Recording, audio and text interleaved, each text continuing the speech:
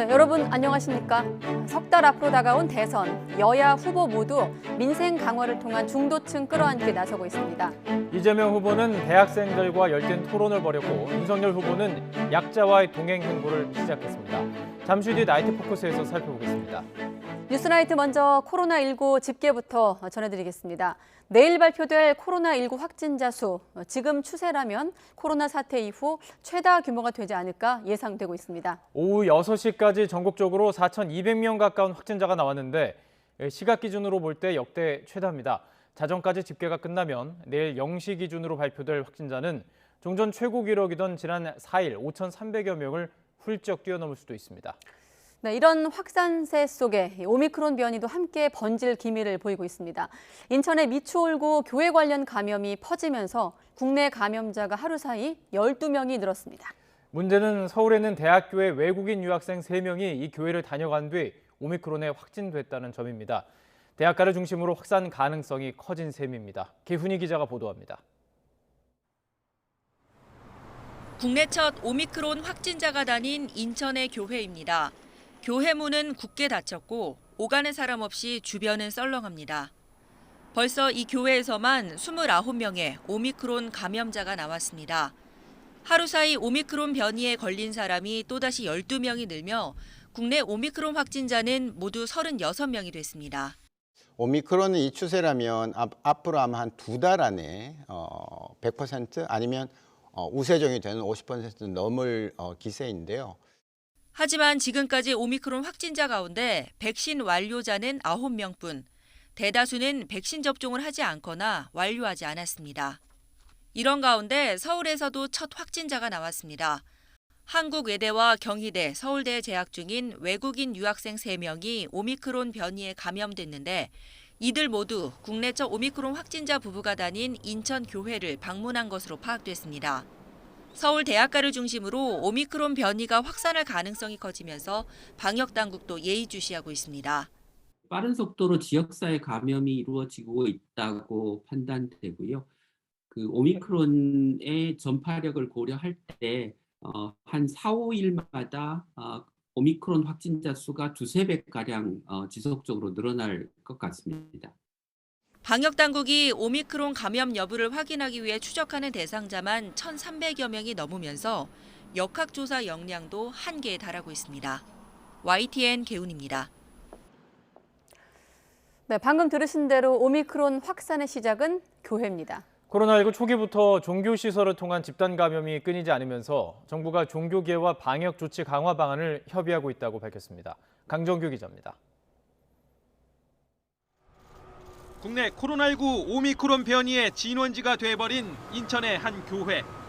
이처럼 종교시설을 통한 감염 확산은 끊이지 않습니다. 그러나 정작 방역 패스 적용 대상에선 빠져 있습니다. 형평성 논란 속에 정부는 이런 대답을 내놨습니다. 현재 문화체육관광부를 중심으로 종교계와 함께 이 종교시설 쪽에 방역을 강화할 수 있는 방안들을 협의 중에 있습니다. 휴일 영향으로 주춤했던 신규 확진자 수는 또다시 5,000명에 가깝게 늘어났습니다. 4,954명, 월요일 발생 기준으로 가장 많은 숫자입니다. 위중증 환자 수는 774명으로 사흘 만에 역대 최다 기록이 바뀌었습니다. 포화 상태인 수도권의 병상 대기자 수는 919명, 사망자도 64명이나 추가됐는데 이 중엔 10살 미만 어린이도 있었습니다. 방역당국은 기저질환이 있던 아이였다고 설명했습니다. 모임이라든지 약속을 좀 최대한 줄여주시고 또한 예방접종에 적극 참여해 주실 것을 당부드립니다. 지난주의 경우 수요일에 확진자가 2,000명 넘게 늘면서 처음으로 1일 신규 환자 5,000명대에 진입했습니다. 오미크론 변이 확산과 함께 이번 주 중반부터 코로나19 환자 수가 급증할 거란 우려가 나오는 이유입니다. YTN 강정규입니다. 네, 이렇게 강정규 기자가 보도했듯이 위중증 환자 수가 계속 증가세입니다. 그만큼 병상이 부족해지는 거죠. 정부는 우선 급한 대로 거점 전담병원 2곳을 더 지정해서 병상 600개 정도로 추가 확보했습니다. 최명신 기자가 보도합니다. 지난주 의료 대응 역량 대비 확진자 발생 비율은 직전주 70%에서 87.8%로 큰 폭으로 뛰었습니다. 특히 수도권의 경우 직전주 89.5%에서 111.2%로 처음으로 100%를 넘어섰습니다. 신규 환자가 이미 의료 대응 역량 한계치를 넘어섰다는 이야기입니다. 정부는 위중증 환자 병상 부족 문제를 해결하기 위해 경기 남양주 한양병원과 서울 광진구 해민병원 두 곳을 코로나19 거점 전담병원으로 추가 지정했습니다. 두 곳엔 중증과 준중증 치료 병상 600여 개가 설치됩니다. 지금 이 두 병원으로 보면 중환자실까지 지금 포함이 되어 있고요. 약 한 600개의 병상을 코로나 진료에 활용할 그럴 계획에 있습니다. 이로써 국내 코로나19 거점 전담병원은 모두 15곳으로 늘었습니다. 거점 전담병원이 추가 지정되면서 경기도 중환자 병상 가동률은 하루 사이 82.8%에서 77%로 5.8%포인트나 호전됐습니다. 앞서 지난달 3차례 발령된 병상동원 행정명령으로 이달 중순까지 병상은 더 늘어날 것으로 보입니다. 전국적으로 중환자 병상을 포함하여 2,400병상을 확충했습니다.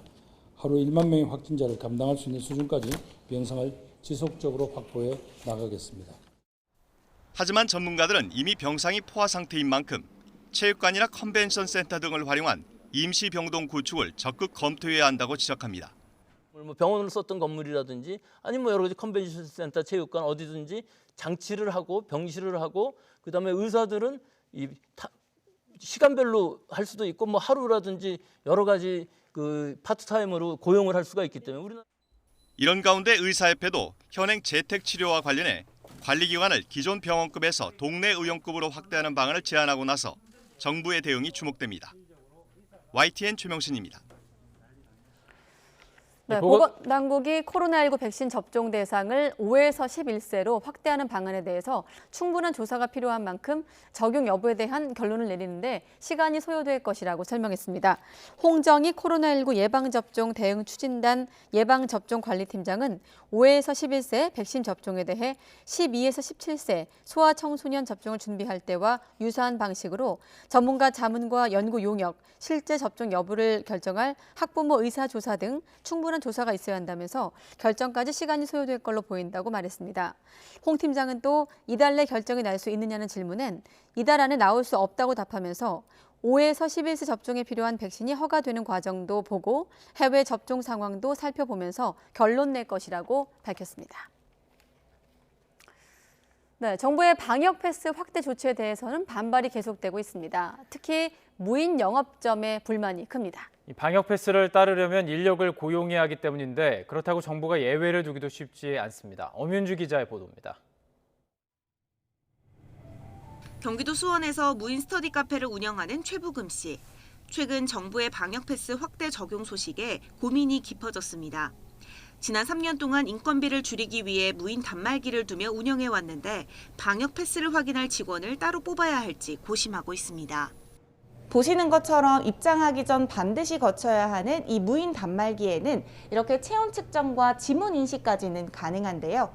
하지만 방역 패스, 그러니까 접종 완료 증명서나 음성 확인서는 확인할 수 있는 방법이 전혀 없습니다. 결국 무인 단말기 업체와 함께 방역 패스를 확인하는 자체 프로그램을 만들어 보려 했지만 이마저도 2달 넘게 걸리는 상황입니다. 업종 특성을 고려하지 않은 무리한 방역 지침이라는 반발이 나옵니다. 비대면으로 진행을 하고 있다가 갑자기 알바를 아니면 우리라도 상주해서 이런 고객들의 방역 패스를 실시간 아니면 일일이 확인하라고 하면 나라에서 지원해준다는 그런 지침도 없이 바로 그냥 방역 패스 해라 업종으로 분류만 해놓고 직원 없이 무인으로 운영하는 공간 대여 업종 역시 발등에 불이 떨어졌습니다. 사적 모임 허용 인원 제한에 오미크론 감염 우려까지 연말 예약 취소 문의가 이어지는 와중에 새로운 인력까지 채용한다는 건 언감생심이기 때문입니다. 예약하신 분들이 오실 때마다 그거를 체크를 할 사람이 누가 있으면 아르바이트를 고용을 한다 해도 그 5분 정도의 체크 시간을 하기 위해서 일을 하러 오시는 분들이 누가 있을까? 그리고 그분한테 제가 페이를 얼마를 들어야 될지. 실제로 온라인 커뮤니티에는 무인업체 업주들에게 구청 직원들이 일일이 전화를 걸어 운영하지 말라고 한다는 글도 잇따르고 있습니다. 이렇게 연말 대목을 앞두고 기대에 부풀었던 자영업자들은 정부가 또다시 자영업자들의 희생만을 강요한다며 목소리를 높였습니다. 원래 키오스크가 정부가 이 지금 방역 정책에 대해서 비대면 정책들을 장려를 하면서 그 키오스크를 적극 추천을 했었거든요. 지금 인력을 다시 써야 되는 대면에 영업을 해야 되는 상황에 놓여진 거죠. 하지만 정부로서도 특정 업종만 예외로 둔다면 다른 쪽에서 불만이 터져나올 게 뻔해 원칙을 접기도 힘든 상황입니다. 방역 패스 확대 계도 기간은 오는 12일까지. 방역 강화 원칙을 고수하는 정부와 이에 반발하는 자영업자 사이의 입장차는 쉽게 좁혀지지 않을 것으로 보입니다. YTN 엄일주입니다. 네, 방역 패스는 실내 체육시설과 유흥주점에 이어서 식당과 카페, 학원, 독서실 등으로 확대 적용되고 있습니다. 그런데 방역 패스를 면제받는 사람들이 있습니다. 네, 강사나 트레이너들, 업체 시설의 종사자들인데요. 생계 위협이 될 수 있어 예외를 뒀다는 게 정부의 설명이지만 전문가들의 생각은 달랐습니다. 박기환 기자입니다. 지난 8월 경기도 성남과 서울 강남 등 수도권 헬스장 집단 감염에서 비롯된 누적 확진자는 100여 명. 첫 확진자는 지점 3곳을 돌며 강습을 진행한 직원이었습니다. 정부는 집단 감염 사례가 계속되자 지난달 실내 체육시설과 노래 연습장, 유흥시설 방문자는 접종 완료 또는 PCR 검사 음성 결과가 있어야 입장할 수 있는 방역 패스를 도입했습니다. 그런데 방문자와 달리 트레이너 등 해당 시설 종사자에 대해선 방역 패스 적용을 예외로 했습니다. 이제는 식당과 카페, 학원, PC방 등으로 방역 패스 적용 범위가 확대됐지만 종업원이 예외인 건 마찬가지. 학원 강사나 종업원들은 백신을 접종하지 않고 음성 판정 결과도 없는 상태로 방문객들과 접촉하게 되는 겁니다. 방역 패스 때문에 이틀에 한 번꼴로 검사를 받으며 헬스장 등을 이용하던 미접종자들은 당황스럽다는 반응입니다. 많이 어이가 없죠. 운동하는 사람들이 백신 안 맞고 가는 게 안 되는데 그분들이 백신 접종 안 한 상태로 누군가를 가르친다면은 그게 더 불안한 일 아닐까요? 방역 당국은 한시적으로 시행되는 제도인 만큼 종사자까지 확대됐을 경우 생계에 위협이 될 수 있다고 이유를 설명했습니다. 하지만 사각지대를 둔 채로 적용하는 방역 패스가 실효성이 있을지는 미지수입니다. 종사자 같은 경우에는 밀접한 접촉이 이루어질 가능성이 있고 전파의 매개자가 될 가능성이 있다고 생각을 하거든요. 그런 것들이 방역에 있어서 취약점이 될 수 있다, 이렇게 말씀드릴 수 있겠습니다. 다만 백신 접종을 강요할 수는 없는 만큼 방문객들의 안전을 위해 업주들의 자발적인 참여가 필요하다고 전문가들은 입을 모았습니다. YTN 박견입니다. 네, 최근에 강화된 방역 조치에 대해서 자영업자를 비롯한 시민 불만이 커지자 문재인 대통령이 직접 엄중한 상황에 불가피한 조치라면서 이해를 구했습니다. 국민에게는 적극적인 백신 접종을 독려하고 관계부처에는 자영업자를 돕고 서민 물가를 안정시킬 방안을 더 찾아보라고 지시했습니다. 나연수 기자가 보도합니다. 단계적 일상 회복 한 달 만에 방역 조치 강화로 다시 위축된 연말. 문재인 대통령은 확진자가 늘고 오미크론 변이까지 겹친 지금은 매우 엄중한 상황이라며 직접 협조를 구했습니다. 방역의 벽을 다시 높일 수밖에 없는 정부의 불가피한 조치에 대해 국민들께 이해를 구합니다. 백신이 가장 효과적인 방역 수단이라는 데는 이론의 여지가 없다며 특히 청소년 접종과 3차 접종에 적극적인 참여를 당부했습니다. 또 자영업자들의 불만을 의식한 듯 이번 조치는 코로나 확산세 차단뿐 아니라 자영업자들의 어려움을 고려한 결정이라고 강조했습니다. 방역에 협조하며 발생하는 생업의 부담을 조금이라도 덜어드리기 위해 필요한 지원 방안을 적극 검토해 주기 바랍니다. 이와 함께 정부에는 코로나로 인한 세계 경제의 불확실성 여파에 만반의 태세를 갖추라고 당부했습니다. 글로벌 공급망을 예의주시하고 특히 서민들의 장바구니 물가 관리에 집중하라는 지시입니다.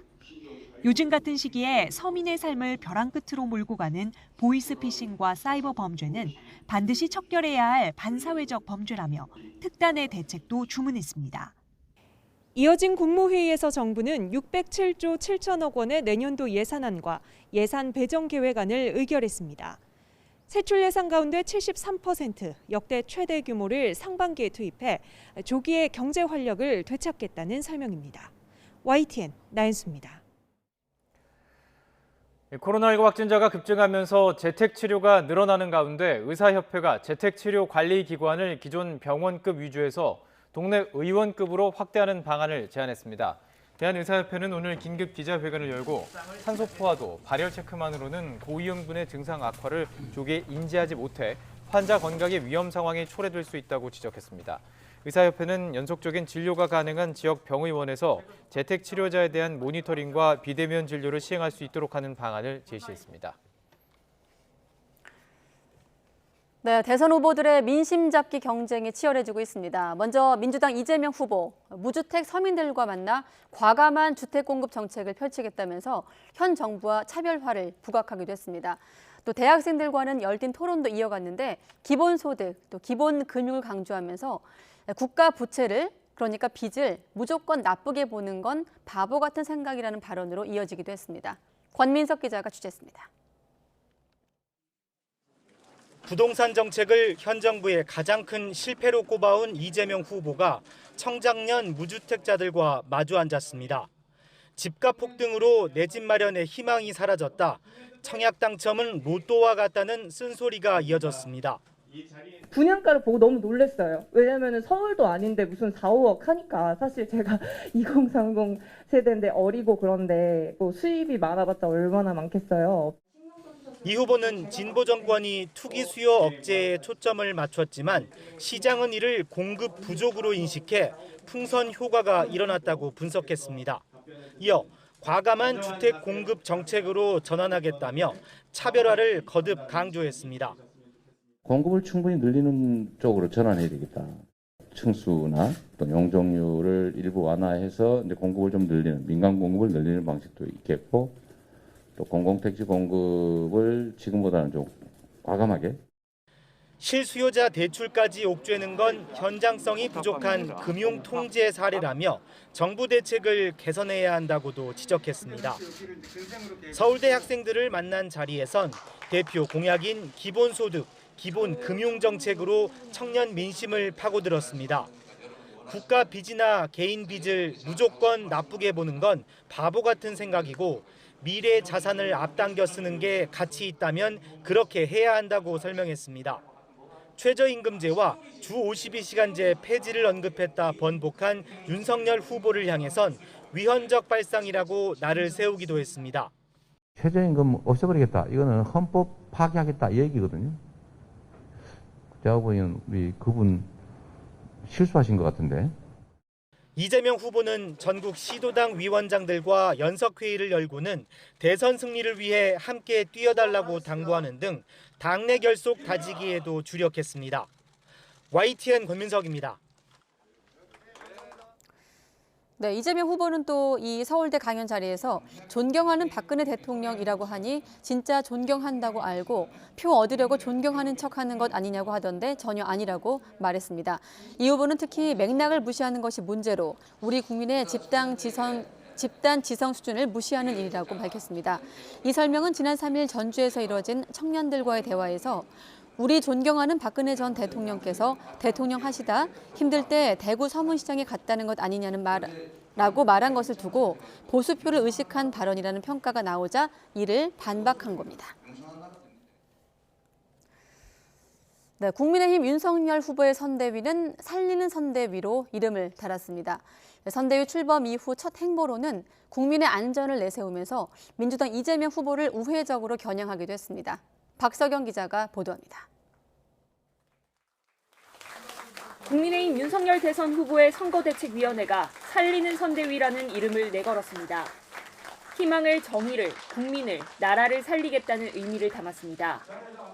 많은 지지자 여러분들께서 굉장히 마음 든든하게 생각하셨을 것이고 정권 교체의 강력한 희망을 가지게 되셨을 거라고 생각합니다.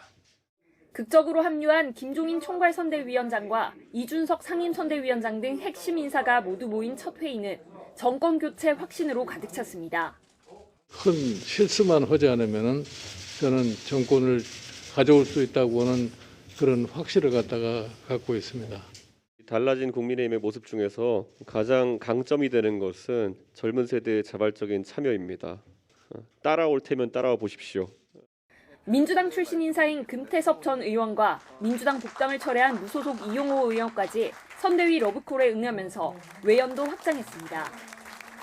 윤 후보는 선대위 출범 후 첫 외부 일정으로 범죄 피해자 지원센터를 방문해 시설을 둘러보고 현장의 이야기를 들었습니다. 심리 상담 치료로. 김종인 위원장 제안으로 윤 후보가 직접 위원장을 맡은 약자와의 동행위원회 행보 일환인데 더불어민주당 이재명 후보가 조카의 살인사건 등을 변론한 사실을 우회적으로 비판하는 것으로도 읽힙니다. 국가의 가장 중요한 임무는 국민의 안전을 보호하는 것입니다. 가해자 보호라고 하는 것은 그 절차상의 인권 보장은 지금 법에 의해서 충분히 되어 있는데 피해자의 인권이 너무 지금 경시되어 있습니다.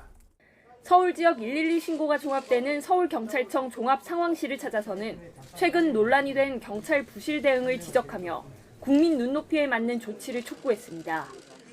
불협화음을 장점으로 내세워 승리하겠다면서 선대위 내홍은 정리되는 분위기입니다. 다만 갈등 불씨는 남아있는 만큼 대선까지 원팀으로 순항할 수 있을지는 지켜봐야 할 일입니다. YTN 박서경입니다. 국민의힘 홍준표 의원이 고 전두환 씨가 등극했을 때처럼 윤석열 후보가 YS, DJ보다 더 낫다는 사람이 나오면서 염량세태라고 한탄했습니다. 홍 의원은 SNS에 올린 글에서 무슨 연유로 그런 말을 하는지 또 그런 말이 정권 교체에 도움이 되는지 모르겠다며 이같이 밝혔습니다. 그러면서 벌써 아첨에 둘러싸이면 어쩌느냐면서 앞길이 구말리라고 지적하기도 했습니다. 선대위 공식 출범과 윤석열 후보의 본격적인 민생 행보가 이어지면서 부인 김건희 씨의 등판 여부로 시선이 이어지고 있습니다. 검찰이 공소시효 만료를 앞두고 김 씨의 일부 혐의를 무혐의 처리하자 민주당은 야당 눈치 보기 수사라며 또 국민의힘은 선거 개입 수사를 중단하라면서 각각 다른 방향에서 검찰을 비난했습니다. 황혜경 기자가 취재했습니다. 대선을 90여일 앞두고 윤석열 후보의 이른바 코끼리 선대위가 출범했지만 부인 김건희 씨는 여전히 베일에 가려져 있습니다. 제가 오늘 집에 가서 제 처에게 한번 물어보겠습니다. 적절한 시점에 국민들 앞에 나와서 활동하지 않겠습니다. 김종인 총괄 선대위원장 영입을 설득하는데 김건희 씨 역시 역할을 한 것으로 알려졌지만 공개 행사에는 여전히 모습을 드러내지 않고 있습니다. 정치에 이렇게 좀 너무 전면에 이렇게 하는 것보다는 아마 조금 커튼 뒤에서 후보를 이렇게 내조하는 그런 역할에 좀 역점을 더 두지 않나 이렇게 지금 듣고 있고. 막판까지도 보이지 않게 내조하는 역할만 할 수도 있다는 예상이 나오자 민주당 송영길 대표는 수렴청정이라며 국민 앞에 나와 각종 의혹을 해명하라고 촉구했습니다. 공소시효 만료를 앞둔 혐의 일부는 벗었지만 도이치모터스 주가 조작 의혹을 비롯해 아직 마무리되지 않은 수사가 있다는 점 때문에 등판에 신중한 것으로 보입니다. 국민의힘은 별다른 혐의점이 없는데도 사건을 마무리 짓지 않는 건 선거 개입이라며 검찰을 항의 방문해 김건희 씨 엄호에 나섰습니다. 처리하지 않고 있는 것은 검찰이 선거에 개입하고 선거 공작을 하고자 하는 시도로 보입니다. 검찰은 조속히 이러한 사건들을 처리해야 될 것입니다. 하지만 민주당은 오히려 검찰이 김 씨의 일부 의혹에 무혐의 처분을 내린 게 야당 눈치 보기라고 비판했습니다. 혐의를 쪼개기 해서 무혐의 처분을 하는 정말 듣도 보도 못한 새로운 수법이 나왔습니다. 이 검찰의 칼날이 윤석열 후보 일가 앞에서는 유독 녹슨 헝칼이 되는지 묻지 않을 수 없습니다.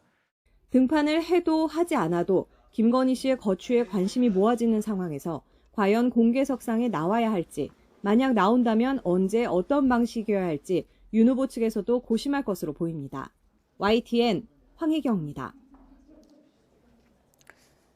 이런 가운데 국민대가 윤석열 후보의 부인 김건희 씨 박사학위 논문 의혹과 관련된 자체 조사 결과를 교육부에 제출했지만 교육부가 아직 내용을 공개하기 어렵다고 밝혔습니다. 열린민주당 강민정 의원실이 교육부로부터 제출받은 자료를 보면 교육부는 지난달 8일부터 12일까지 국민대를 대상으로 박사학위 논문 심사 및 수여 과정에 대한 특정 감사를 실시했고 현재 감사 결과 처리 중이라 제출할 수 없다고 답했습니다. 이에 따라 김 씨의 박사학위 적절성에 대한 대학의 판단은 최소한 올해를 넘기고 늦으면 내년 3월 대선 이후가 될 가능성도 나오고 있습니다. 이 세무당국 청탁 명목으로 사업가에게서 뒷돈을 챙긴 혐의를 받고 있는 윤우진 전 용산 세무서장이 구속 갈림길에 섰습니다. 구속 여부는 밤늦게 결정될 예정인데 그 결과에 따라서 측근으로 알려져 있는 윤석열 후보에게 또 다른 뇌관이 될 수 있다는 관측도 나오고 있습니다. 나혜인 기자가 취재했습니다. 검찰 호송차에서 내린 윤우진 전 용산 세무서장이 굳은 표정으로 법원으로 들어갑니다. 지난 2017년부터 2018년 사이 세무당국에 청탁해준다며 사업가 2명에게서 1억 원대 뒷돈을 챙긴 혐의 등으로 구속영장 심사를 받았습니다. 청탁 명목으로 1억 3천만 원 받았던 혐의 인정하십니까? 검찰에서 계속 수사 중인 골프 접대 의혹 등에 대해서는 하실 말씀 따로 없으세요? 이번 사건은 윤 전 서장에게 로비 자금을 댔다는 사업가 A씨의 진정으로 불거졌습니다. 윤 전 서장이 전현직 검사나 국세청 고위 인사들을 만날 때 자신을 데리고 다니며 이른바 스폰서 노릇을 하게 했다고 주장한 겁니다. 윤우진이가 이런 사람을 불러 나와서 밥을 사고 그럴 때마다 제가 가서 식사값을 결제해야 됐고. 윤 전 서장은 3시간 남짓 진행된 영장심사에서 결백을 주장한 것으로 전해졌습니다. 하지만 검찰은 앞서 함께 뒷돈을 챙긴 A씨 동업자가 구속 기소된 만큼 혐의 소명에 문제가 없을 거라고 보고 있습니다. 윤 전 서장의 구속 여부에 관심이 쏠리는 건 윤석열 국민의힘 대선 후보와의 관계 때문입니다. 윤 전 서장은 윤 후보 측근으로 알려진 윤대진 법무연수원 기획부장의 친형인데 과거 다른 뇌물 사건으로 무혐의 처분을 받은 게 두 사람 덕을 본 것이 아니냐는 의혹이 제기되었습니다. 당시 대검찰청 중수부 과장이었던 윤 후보가 윤 전 서장에게 특수부 검사 출신 변호사를 소개했다는 논란도 일었습니다. 네가 그러면은 윤우진 서장 한번 만나봐라. 그러니까 내가 이 남자한테 문자를 넣어주라 그랬다고. 스폰서 의혹과 별도로 당시 뇌물 사건 재수사에 나선 검찰은 최근 윤 전 서장을 잇따라 소환해 지난 2010년부터 2011년 사이 육류 수입업자 등에게서 실제 금품이나 접대를 받았는지 조사했습니다. 신병을 확보하면 윤 전 서장에게서 실제 청탁을 받은 공무원들로 수사를 확대하면서 과거 검찰의 무혐의 처분을 다시 살피는 수사에도 속도를 낼 것으로 보입니다. 배우자 김건희 씨가 여전히 도이치모터스 주가 조작 사건과 전시회 불법 협찬 의혹에서 벗어나지 못한 가운데 윤 후보에겐 또 다른 부담으로 작용할 수 있다는 관측이 나옵니다. YTN 나혜인입니다.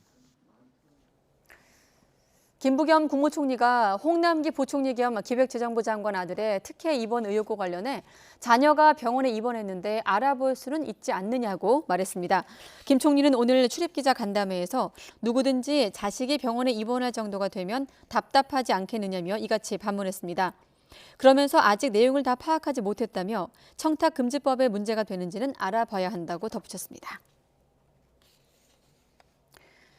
정의당은 김부겸 총리가 홍남기 경제부총리를 부적절하게 감쌌다면서 심히 부적절한 언사라고 유감을 표명했습니다. 오현주 대변인은 국회에서 기자회견을 열어 김 총리의 발언은 고위공직자 특권 남용의 심각함을 전혀 인지하지 못한 것이라면서 이같이 말했습니다.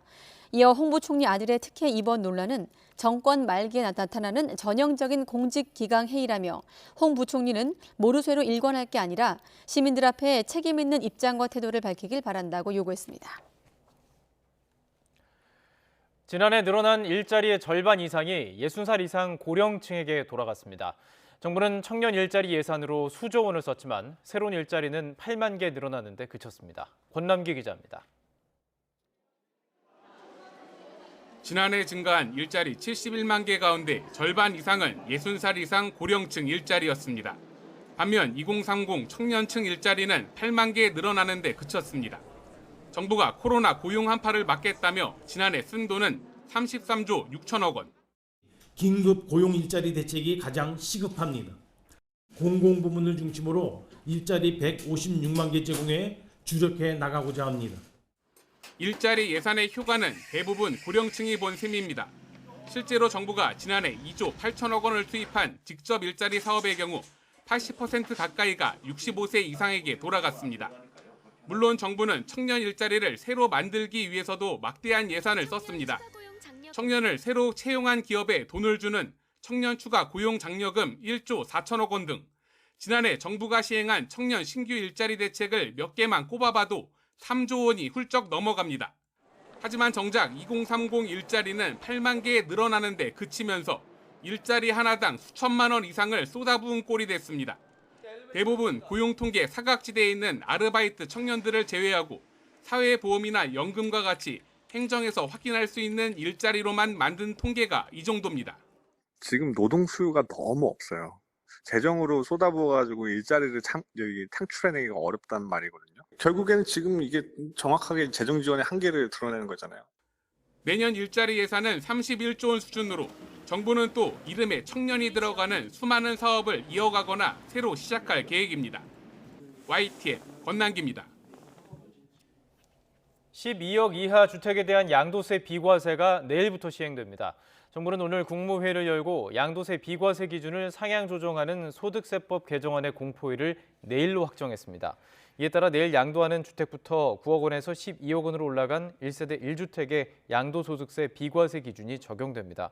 정부는 12억 원을 넘는 주택의 양도차익 계산법 등 시행령도 내일부터 적용된다고 설명했습니다. 10월 경상수지가 69억 달러 흑자를 기록했지만 흑자 폭은 1년 전과 비교해서 40%나 줄어들었습니다. 국제 원자재 가격이 급등하면서 수입액이 그만큼 늘어난 이유가 컸는데 이런 추세는 당분간 이어질 것으로 보입니다. 박병환 기자가 보도합니다. 지난 10월 경상수지는 69억 5천만 달러 흑자로 18개월 연속 흑자를 기록했습니다. 하지만 흑자 폭은 지난해 10월에 115억 5천만 달러와 비교해 40% 급감했습니다. 원유 등 원자재 가격 급등으로 수입 증가율이 수출 증가율을 크게 웃돌면서 경상수지 흑자 폭이 줄어든 겁니다. 특히 상품 수지 흑자는 56억 4천만 달러로 전년 동기 대비 45% 감소했습니다. 수출은 1년 전보다 20% 늘어난 559억 7천만 달러, 수입은 38.2% 급증한 503억 4천만 달러였습니다.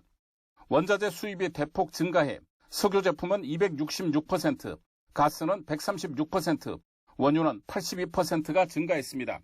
에너지를 제외할 경우 수입 증가율과 수출 증가율은 비슷한 수준으로 나타나 우리 경제의 높은 해외 에너지 의존도를 실감케 했습니다. 2021년 10월 중 수출이 26% 증가했습니다. 그런데 총 수입에서 에너지를 제외한 수입이 25.7% 증가했습니다. 조금 차이는 있습니다만 거의 비슷하다고 볼 수 있고요.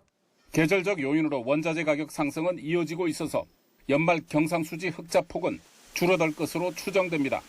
하지만 한국은행은 올해 목표인 920억 달러 흑자 달성은 가능할 것으로 전망했습니다. YTN 박병헌입니다. 네, 중고 외제차 수십 대를 해외로 밀수출해 거액을 챙긴 일당이 적발됐습니다. 밀수출하려던 차들이 이른바 대포차여서 정상적인 수출이 불가능하자 관련 서류를 위조해 국산차로 둔갑시켰습니다. 오선열 기자가 취재했습니다. 재벌 3세와 강력계 영사의 대결을 다룬 영화 베테랑. 고급 외제차를 팔아넘긴 뒤 다시 훔쳐 밀수출하는 일당을 강력계 영사들이 소탕하는 액션 장면이 담겨 있습니다. 영화 속 밀수출 일당이 현실에서도 적발됐습니다. 컨테이너를 열자 고급 승용차가 매달려 있고 파란 매트리스를 걷어보니 다른 외제차도 모습을 드러냅니다. 키르기스스탄 국적 32살 A씨 등 일당이 몰래 수출하려다 적발된 외제 중고차들입니다. 이들은 지난 1월부터 3월까지 석 달 동안 외제 중고차 48대를 해외로 몰래 수출했습니다. 대부분 훔치거나 저당 잡혀 소유주와 사용자가 다른 이른바 대포차였습니다.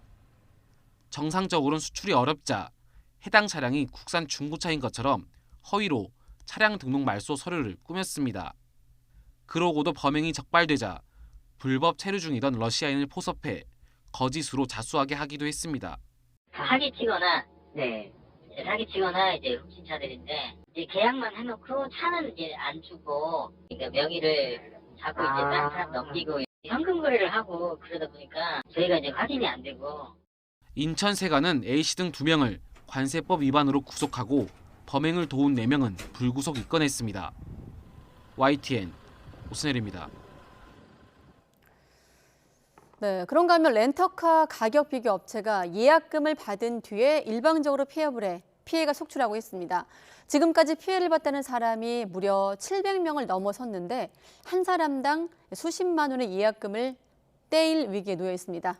유종민 기자가 취재했습니다. 제주의 한 렌터카 가격 비교 사이트 업체.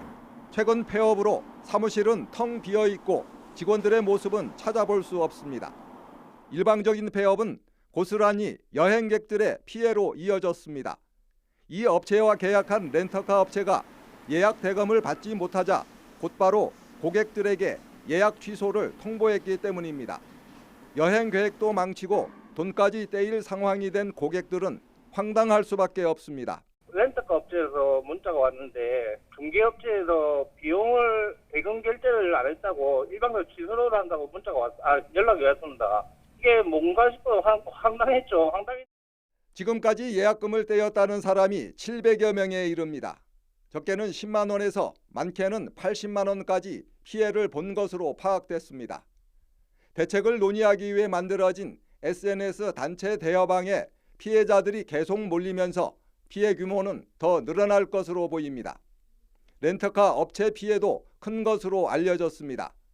제주시는 이 가격 비교 사이트 업체가 가입한 보증 공제 등을 통해 피해 구제가 가능한지 살펴보고 있습니다. 경찰은 업체 관계자 등이 도주할 우려가 있어 신속하게 검거할 수 있도록 최선을 다하고 있다고 밝혔습니다. YTN 유종민입니다. 네, 이런 일이 있었네요. 혼자 사는 70대 할아버지가 문이 잠긴 욕실에서 쓰러져 갇혔다가 며칠 만에 극적으로 구조됐습니다. 오늘 오전 9시 40분쯤 익산시 한 아파트에 홀로 살고 있는 77살 A씨와 20일째 연락이 닿지 않는다는 지인들의 신고가 들어왔습니다. 신고를 받고 출동한 경찰과 소방은 잠겨있던 화장실 문을 뜯고 들어가 A씨를 발견했습니다. 당시 A씨는 미세하게 눈을 뜬 채로 의식을 유지하고 있었고 다친 곳은 없었다고 합니다. 아파트 관리사무소 관계자는 이틀 전 밤부터 위층에서 시끄럽게 한다는 소음 민원이 바로 아래층에서 접수됐다면서 할아버지가 이틀 전에 갇힌 뒤 문을 두드리며 구조 요청을 한 것으로 추정했습니다. 경찰은 A씨가 수돗물을 마시며 욕실 안에서 버틴 것으로 보고 얼마 동안 갇혀 있었는지 사고 경위를 파악하고 있습니다. 강아지들을 입양해 엽기적인 수법으로 학대를 하다가 죽인 40대 공기업 직원이 경찰에 붙잡혔습니다.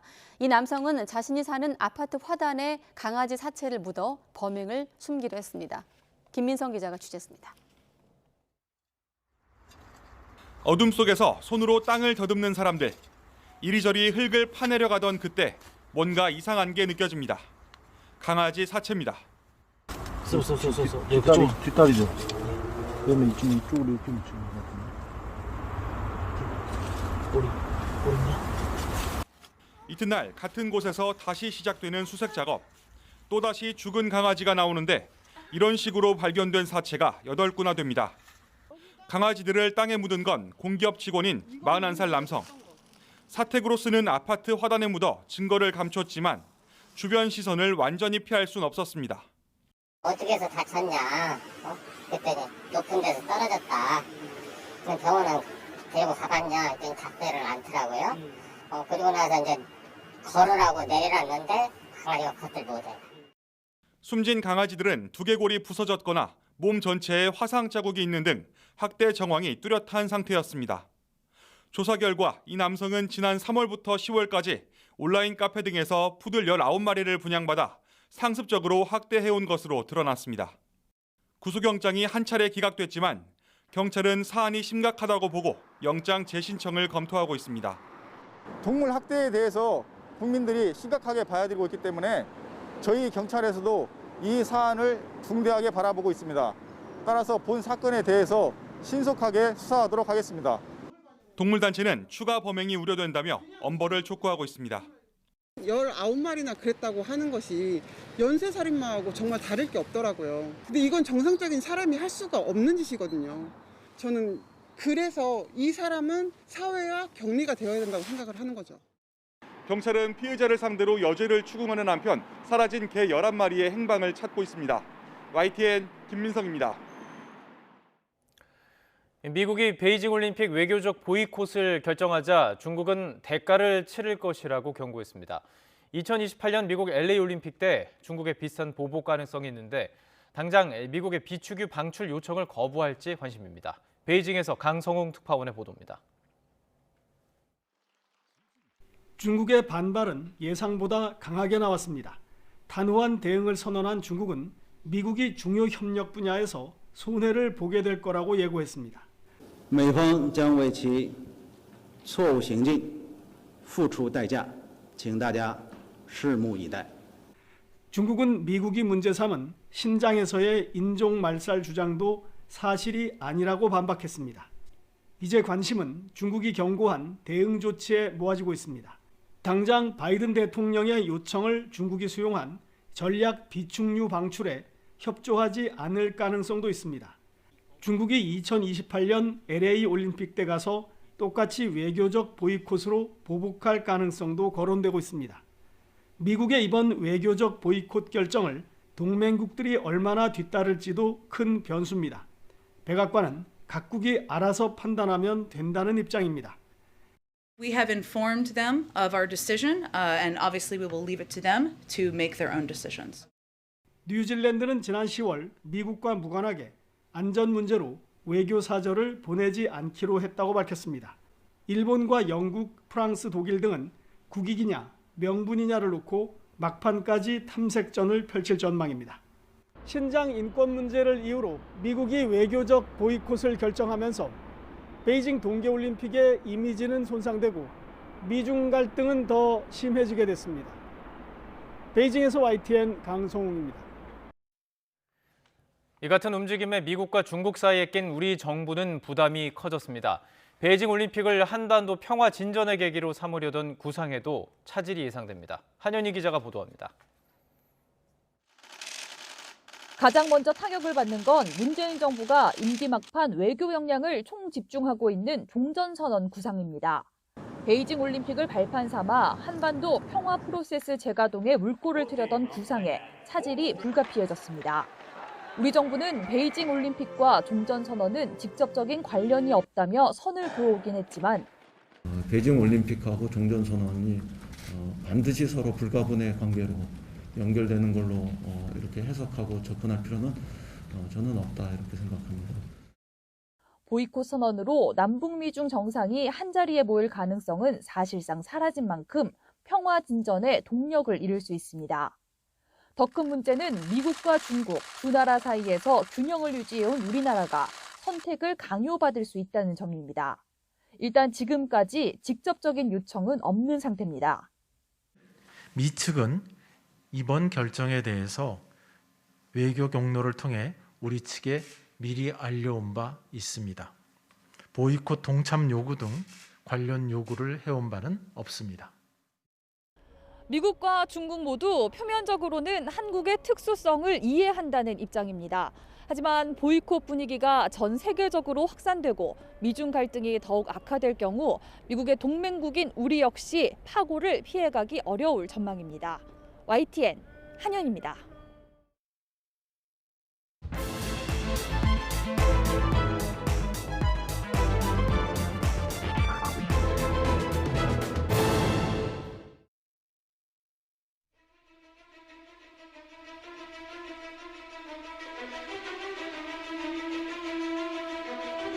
공급을 충분히 늘리는 쪽으로 전환해야 됩니다. 층수나 용적률을 일부 완화해서 민간 공급을 늘리는 방식도 있겠고 또 공공택지 공급을 지금보다는 좀 과감하게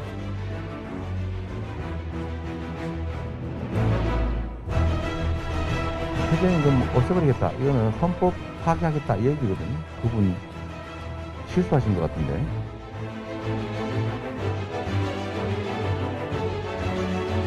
많은 지지자 여러분들께서 굉장히 마음 든든하게 생각하셨을 것이고 정권 교체의 강력한 희망을 가지게 되셨을 거라고 생각합니다.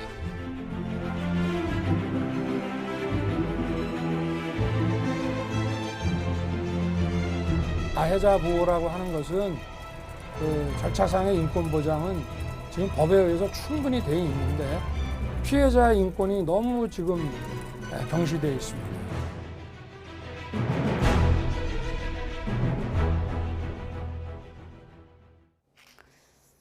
네, 90여일 앞두고 있는 대선, 여야 모두 전열을 재정비하고 본격 경쟁에 돌입했습니다. 민주당 이재명 후보는 무주택 서민들과 간담회에 이어서 서울대 강연을 갖는 등 민생경제 행보를 이어갔고, 또 국민의힘 윤석열 후보는 선대위 출범 이후 첫 회의를 주재하기도 했습니다. 나이트 포커스 오늘은 최창렬 용인대 교수, 이기재 동국대 겸임교수 두 분과 함께하겠습니다. 안녕하십니까? 예, 안녕하십니까? 자, 먼저 이재명 후보 주택 청약 사각지대 간담회 어떻습니까? 부동산과 좀 청년을 동시 공략하는 전략이었나요? 어떻게 들으셨습니까? 부동산 문제도 중요하고 특히 이제 이번 대선이 어느 대선보다도 청년들의 표심이 중요하다는 얘기들을 많이 하고 있거든요. 네. 그러니까 이제 청년층과 이제 이 소통의 이제 그 공감대를 넓히는 건데, 이 부동산 문제와 청년 문제가 또 유리될 수가 없죠. 근데 이 문제가 요즘 우리 사회에 특히 이제 양대 후보들이 얘기하는 부분들이 네. 다 연결되어 있는 부분들이에요. 부동산 문제, 일자리 문제, 저출산 문제도 그렇고, 청년들이 뭐 영끌을 해서 집을 산다 이런 얘기 많이 하잖아요. 네. 그러니까 부동산 정책의 실패, 이 문제를 이제 청년 문제와 같이 결부시키면서 특이한 거는 이재명 후보도 그렇고 사실 문재인 정부의 이 부동산 정책이 잘못됐다는 얘기는 다 하는 거예요. 근데 이재명 후보가 이제 보다 더 구체적으로 문재인 정부가 공급에 실패했다, 지나치게 수요 억제에만 치중하다 보니까 네.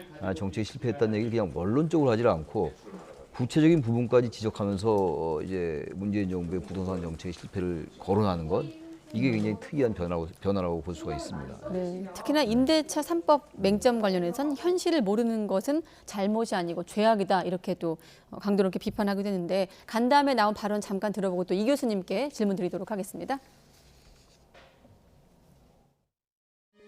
청년들이 겪고 있는 어려움은 결국 이제 기회구조이고, 그 기회구조에는 여러 가지 취업의 문제도 있고 또 자산 형성의 문제도 있고 여러 가지가 있는데, 주택도 그중에 하나가 된 것 같습니다. 지금 청약저축 제도가 이제 분양 경쟁이 심해지고, 분양 경쟁이 심해진 이유는 사실 이제 분양 가격과 시중 가격의 차이가 워낙 커지면서 경쟁이 더 치열해진 측면도 하나 있습니다. 네, 앞서 최 교수님께서 부동산 문제랑 어떤 취업 문제 연결된 부분 강조하셨는데, 이재명 후보는 기회 부족이라는 말에 그 개념들을 정리해서 발언을 했거든요. 어떻게 들으셨습니까? 우선 그 청약 저축 제도 같은 경우에 이제 청년층에게는 사실은 그 굉장히 어려운 관문 중에 하나입니다. 청약 저축 제도 자체가 어쨌든 납입한 횟수와 그다음에 이제 부양 가족 수, 이에 의해서 이제 점수가 많이 반영되기 때문에 사실 청약저축이라고 해봤자 청년들이 그것으로 인해서 분양받을 확률이 많이 떨어지죠. 이런 현실적인 문제를 지적한 것이고, 저는 뭐 그런 구체적인 내용을 떠나서 그 메시지를 보면 상당히 좀 강도가 높아요.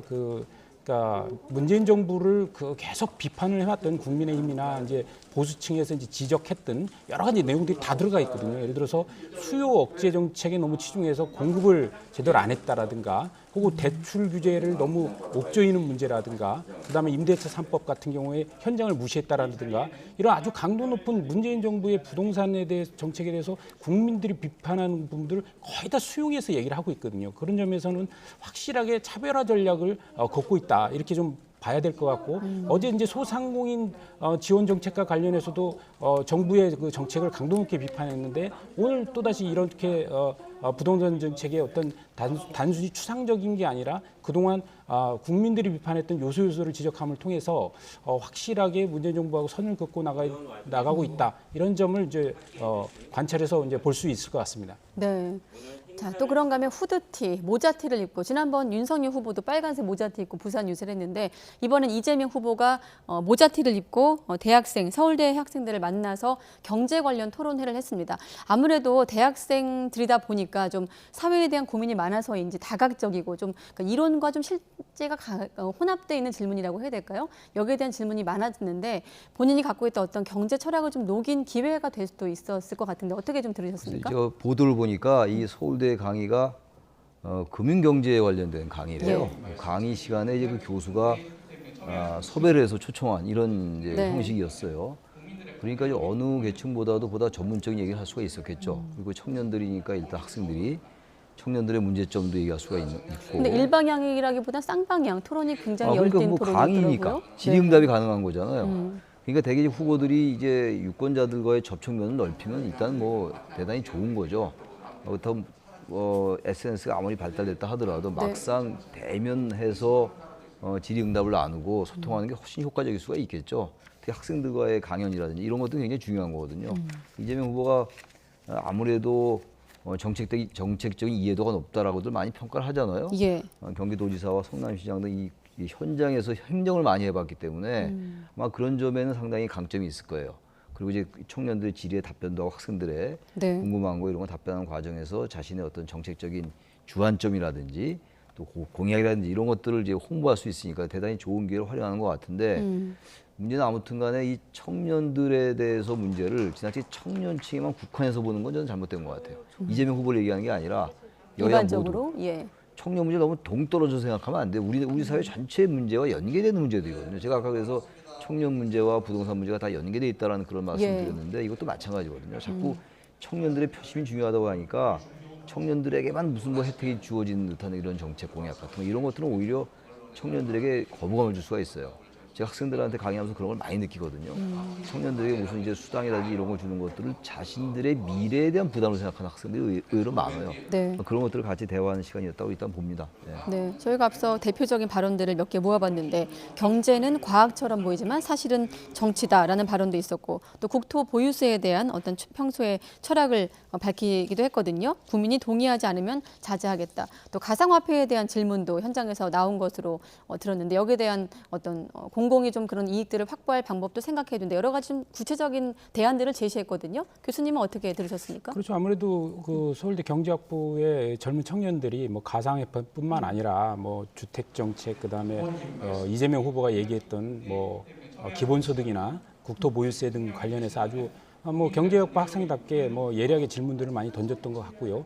그거에 대해서는 뭐 이재명 후보가 대답할 건 대답하면서 역시 동시에 그 기존의 그 본인이 얘기했던 논리, 즉 나는 이렇게 주장하지만 국민이 원하지 않으면 자기는 안 할 수도 있다라는 부분에 대해서 또 이제 비껴갔죠. 그래서 그거에 대해서 그런 정책 철회에 대해서 이제 후속적인 질문이 들어가니까 이제 이재명 후보는 그것은 이제 본인이 이제 철회한 것은 아니고 국민을 설득할 자신이 있다 이런 표현을 한 거란 말입니다. 그러니까 결론적으로 얘기하면 사실은 이재명 후보가 그 지금까지 얘기했던 뭐 국토보유세나 기본소득이나 등등은 철회한 것이 아니라 본인은 주장하는 것이고 그러나 이제 국민들이 동의하지 않으면 바꿀 수도 있다. 그러나 본인은 국민을 또 설득할 수 있다. 이런 그러니까 논리가 이렇게 좀 파도를 타는 그래서 결국 어느 관점에서 무엇을 바라보느냐에 따라서 그 다양한 시각을 가질 수 있는 이런 논리를 갖고 있거든요. 그렇기 때문에 이 논리는 어느 곳에 가면 예를 들어서 이재명 후보가 그 국토보유세를 찬성하는 곳에 가면 본인은 이제 그 주장을 이야기할 것이고 반대하는 곳에 가면 국민의 뜻에 따르겠다 이런 좀 맞는 키 같은 논리를 좀 가지고 있다. 이래서 사실 이렇게 되면은 뭐 논리적으로는 어디 가서든지 상대할 수 있지만 이것을 듣는 국민들은 계속 혼란스럽고 이재명 후보의 주관이 과연 무엇인지에 대해서 궁금해할 수밖에 없다. 이런 점을 좀 지적할 수 있을 것 같습니다. 이런 점이 하나 있는 것 같아요. 또 이제 현대 정당의 추세가 뭐 포괄 정당 이런 표현을 많이 쓰거든요. 포괄 지지 정당이라는 거는 우측과 좌측의 지지를 다 이제 끌어안으려는 정당으로서 당연한 거겠죠. 그래서 요즘 이제 이재명 후보의 얘기는 상당히 이제 그 보수 진보를 다 아우르려는 이런 정책을 얘기하다 보니까 메시지가 좀 헷갈리는 면은 분명히 있어요. 아까 지금 우리 이 교수께서 잘 말씀해 주신 것처럼. 근데 윤석열 후보 측도 마찬가지예요. 그러니까 이 현대 정당의 추세가 그래요. 이른바 캐치 올 파티라고 그래가지고 모든 걸 잡는다라는 이른바 이제 포괄 정당이거든요. 양쪽의 지지를 견인하는. 그러니까 우측 정당은 자꾸 좌클릭하려는 경향이 있고 진보 정당은 자꾸 우클릭하는 경향이 있거든요. 아마 그런 관점에서도 볼 필요가 있다고 생각합니다. 실제로 어디서 좀 많이 들어본 것 같아서 찾아보면 예전에는 상대 진영에서 제시했던 그런 게 개념들이 양쪽이 다 있던 것 마찬가지예요. 같습니다. 이건 선거를 앞두고는 불가피한데 대신 유권자들에게 너무 과하게 특정 진영을 너무 양쪽을 다 지지를 이제 끌어모으다 보면 오히려 집토끼 산토끼가 다 달아날 수가 있죠. 그런 것들을 후보들이 유념할 필요가 있다고 생각합니다. 네, 워낙 좀 열띤 토론이 학생들과 이어지다 보니까 이 후보 스스로도 대선 토론회를 미리 치른 것 같다 이런 소회를 밝히기도 했는데 막상 윤석열 후보는 그런 주최 측에서 강연을 똑같이 요청을 했다고 합니다. 근데 거절한 것으로 알려지고 있는데 물론 이제 윤석열 후보 캠프 측에서 공식 확인한 부분은 아니지만 만약에 요청을 했다 거절했다는 게 만약에 맞다면 어떻습니까? 이런 어떤 청년들과의 토론 자리가 본인의 어떤 이재명 후보처럼 경제 철학을 좀 녹일 수 있는 기회가 될 수도 있을 텐데요. 뭐 지금도 그 청년들하고의 미팅은 이제 타운홀 미팅은 계속 하고 있고 그리고 앞으로도 기회는 많을 거라고 보고요. 이거는 예. 이제 서울대 경제학부의 이제 한 수업에 개건 교수를 맡으신 분께서 이제 그 개최한 강좌의 하나의 일환이었기 때문에 아무래도 지금 이것에 대해서는 제안이 왔을 때 뭐 이것을 그렇게 중하게 생각하지는 않았을 거라고 생각하고 네. 뭐 이런 기회를 통해서 본인의 경제 정책을 얘기해야겠다라고 캠프에서 판단할 수도 있고 또 다른 공간에서 청년들과 대화할 수도 있다고 판단하기 때문에 네. 반드시 이번 이 자리에서 다음 강연자로서 꼭 나가야 되는 그런 자리는 아니었다고 생각합니다. 네, 알겠습니다. 또 한 가지 또 이번 강연 생중계가 도중에 중단되면서 여러 가지 좀 추측들, 해석들이 나왔는데 참석자에 따르면 이제 교수와 앞서 말씀하신 그 주최를 한 교수와 이재명 후보 측과 사전 합의된 사항이었다고 합니다. 이 부분이 좀 관심이 많아서 소개해드렸고 이재명 후보가 또 이번 이 강연 자리를 어떻게 활용했냐면 최근에 이제 박근혜 전 대통령에 대해서 존경한다 이런 표현을 쓰면서 논란을 일었거든요. 여기에 대한 해명도 했는데 어떻게 얘기했을까요? 존경하는 박근혜 대통령님 그랬더니 진짜 존경하는 줄 알고 표 얻으려고 진짜 존경하는 척 하는 거 아니야? 이런 분들 계시던데 그 전혀 아닙니다. 말이란 맥락이 있는 거죠. 맥락이. 앞뒤 맥락이. 맥락을 무시한 참 진짜 문제입니다. 우리. 그러니까 이 얘기 나오고 이제 존경 이 단어 때문에 보수표 의식한 것 아니냐라는 논란에 대한 해명이었거든요. 보통 이제 국회에서 보면은 상임위에서 상대방 정당의 의원을 지칭할 때 우리 존경하는 이런 표현을 많이 써요. 존경하는 생각이 아무 의원님 나더라고요. 이런 거 예. 많이 쓰는데 그거는 같은 이제 의원들끼리 그런 표현을 쓰는 거고 우리가 일반적으로 존경하는 아무 의원은 존경하다고 느끼겠죠. 그래서 이거는 저는 보수표를 의식했다라고 해석할 수 있는 충분한 여지가 있다고 봐요. 대구에서 그런 발언을 했기 때문에. 그러니까 지금 이재명 후보가 원래 사이다 발언 뭐 이런 얘기들 많이 하잖아요. 네. 요즘은 양쪽의 지지를 다 끌어안으려 하다 보니까 그리고 이제 문재인 정부가 자꾸 차별화하려 하다 보니까 약간 메시지가 혼선을 빚는 것 같은 경우가 있어요. 이번 경우가 대표적인 것 같아요. 존경하는 대통령이라고 했다 다시 그거 아니라고 얘기하면은 유권자들은 어떻게 해석해야 돼요?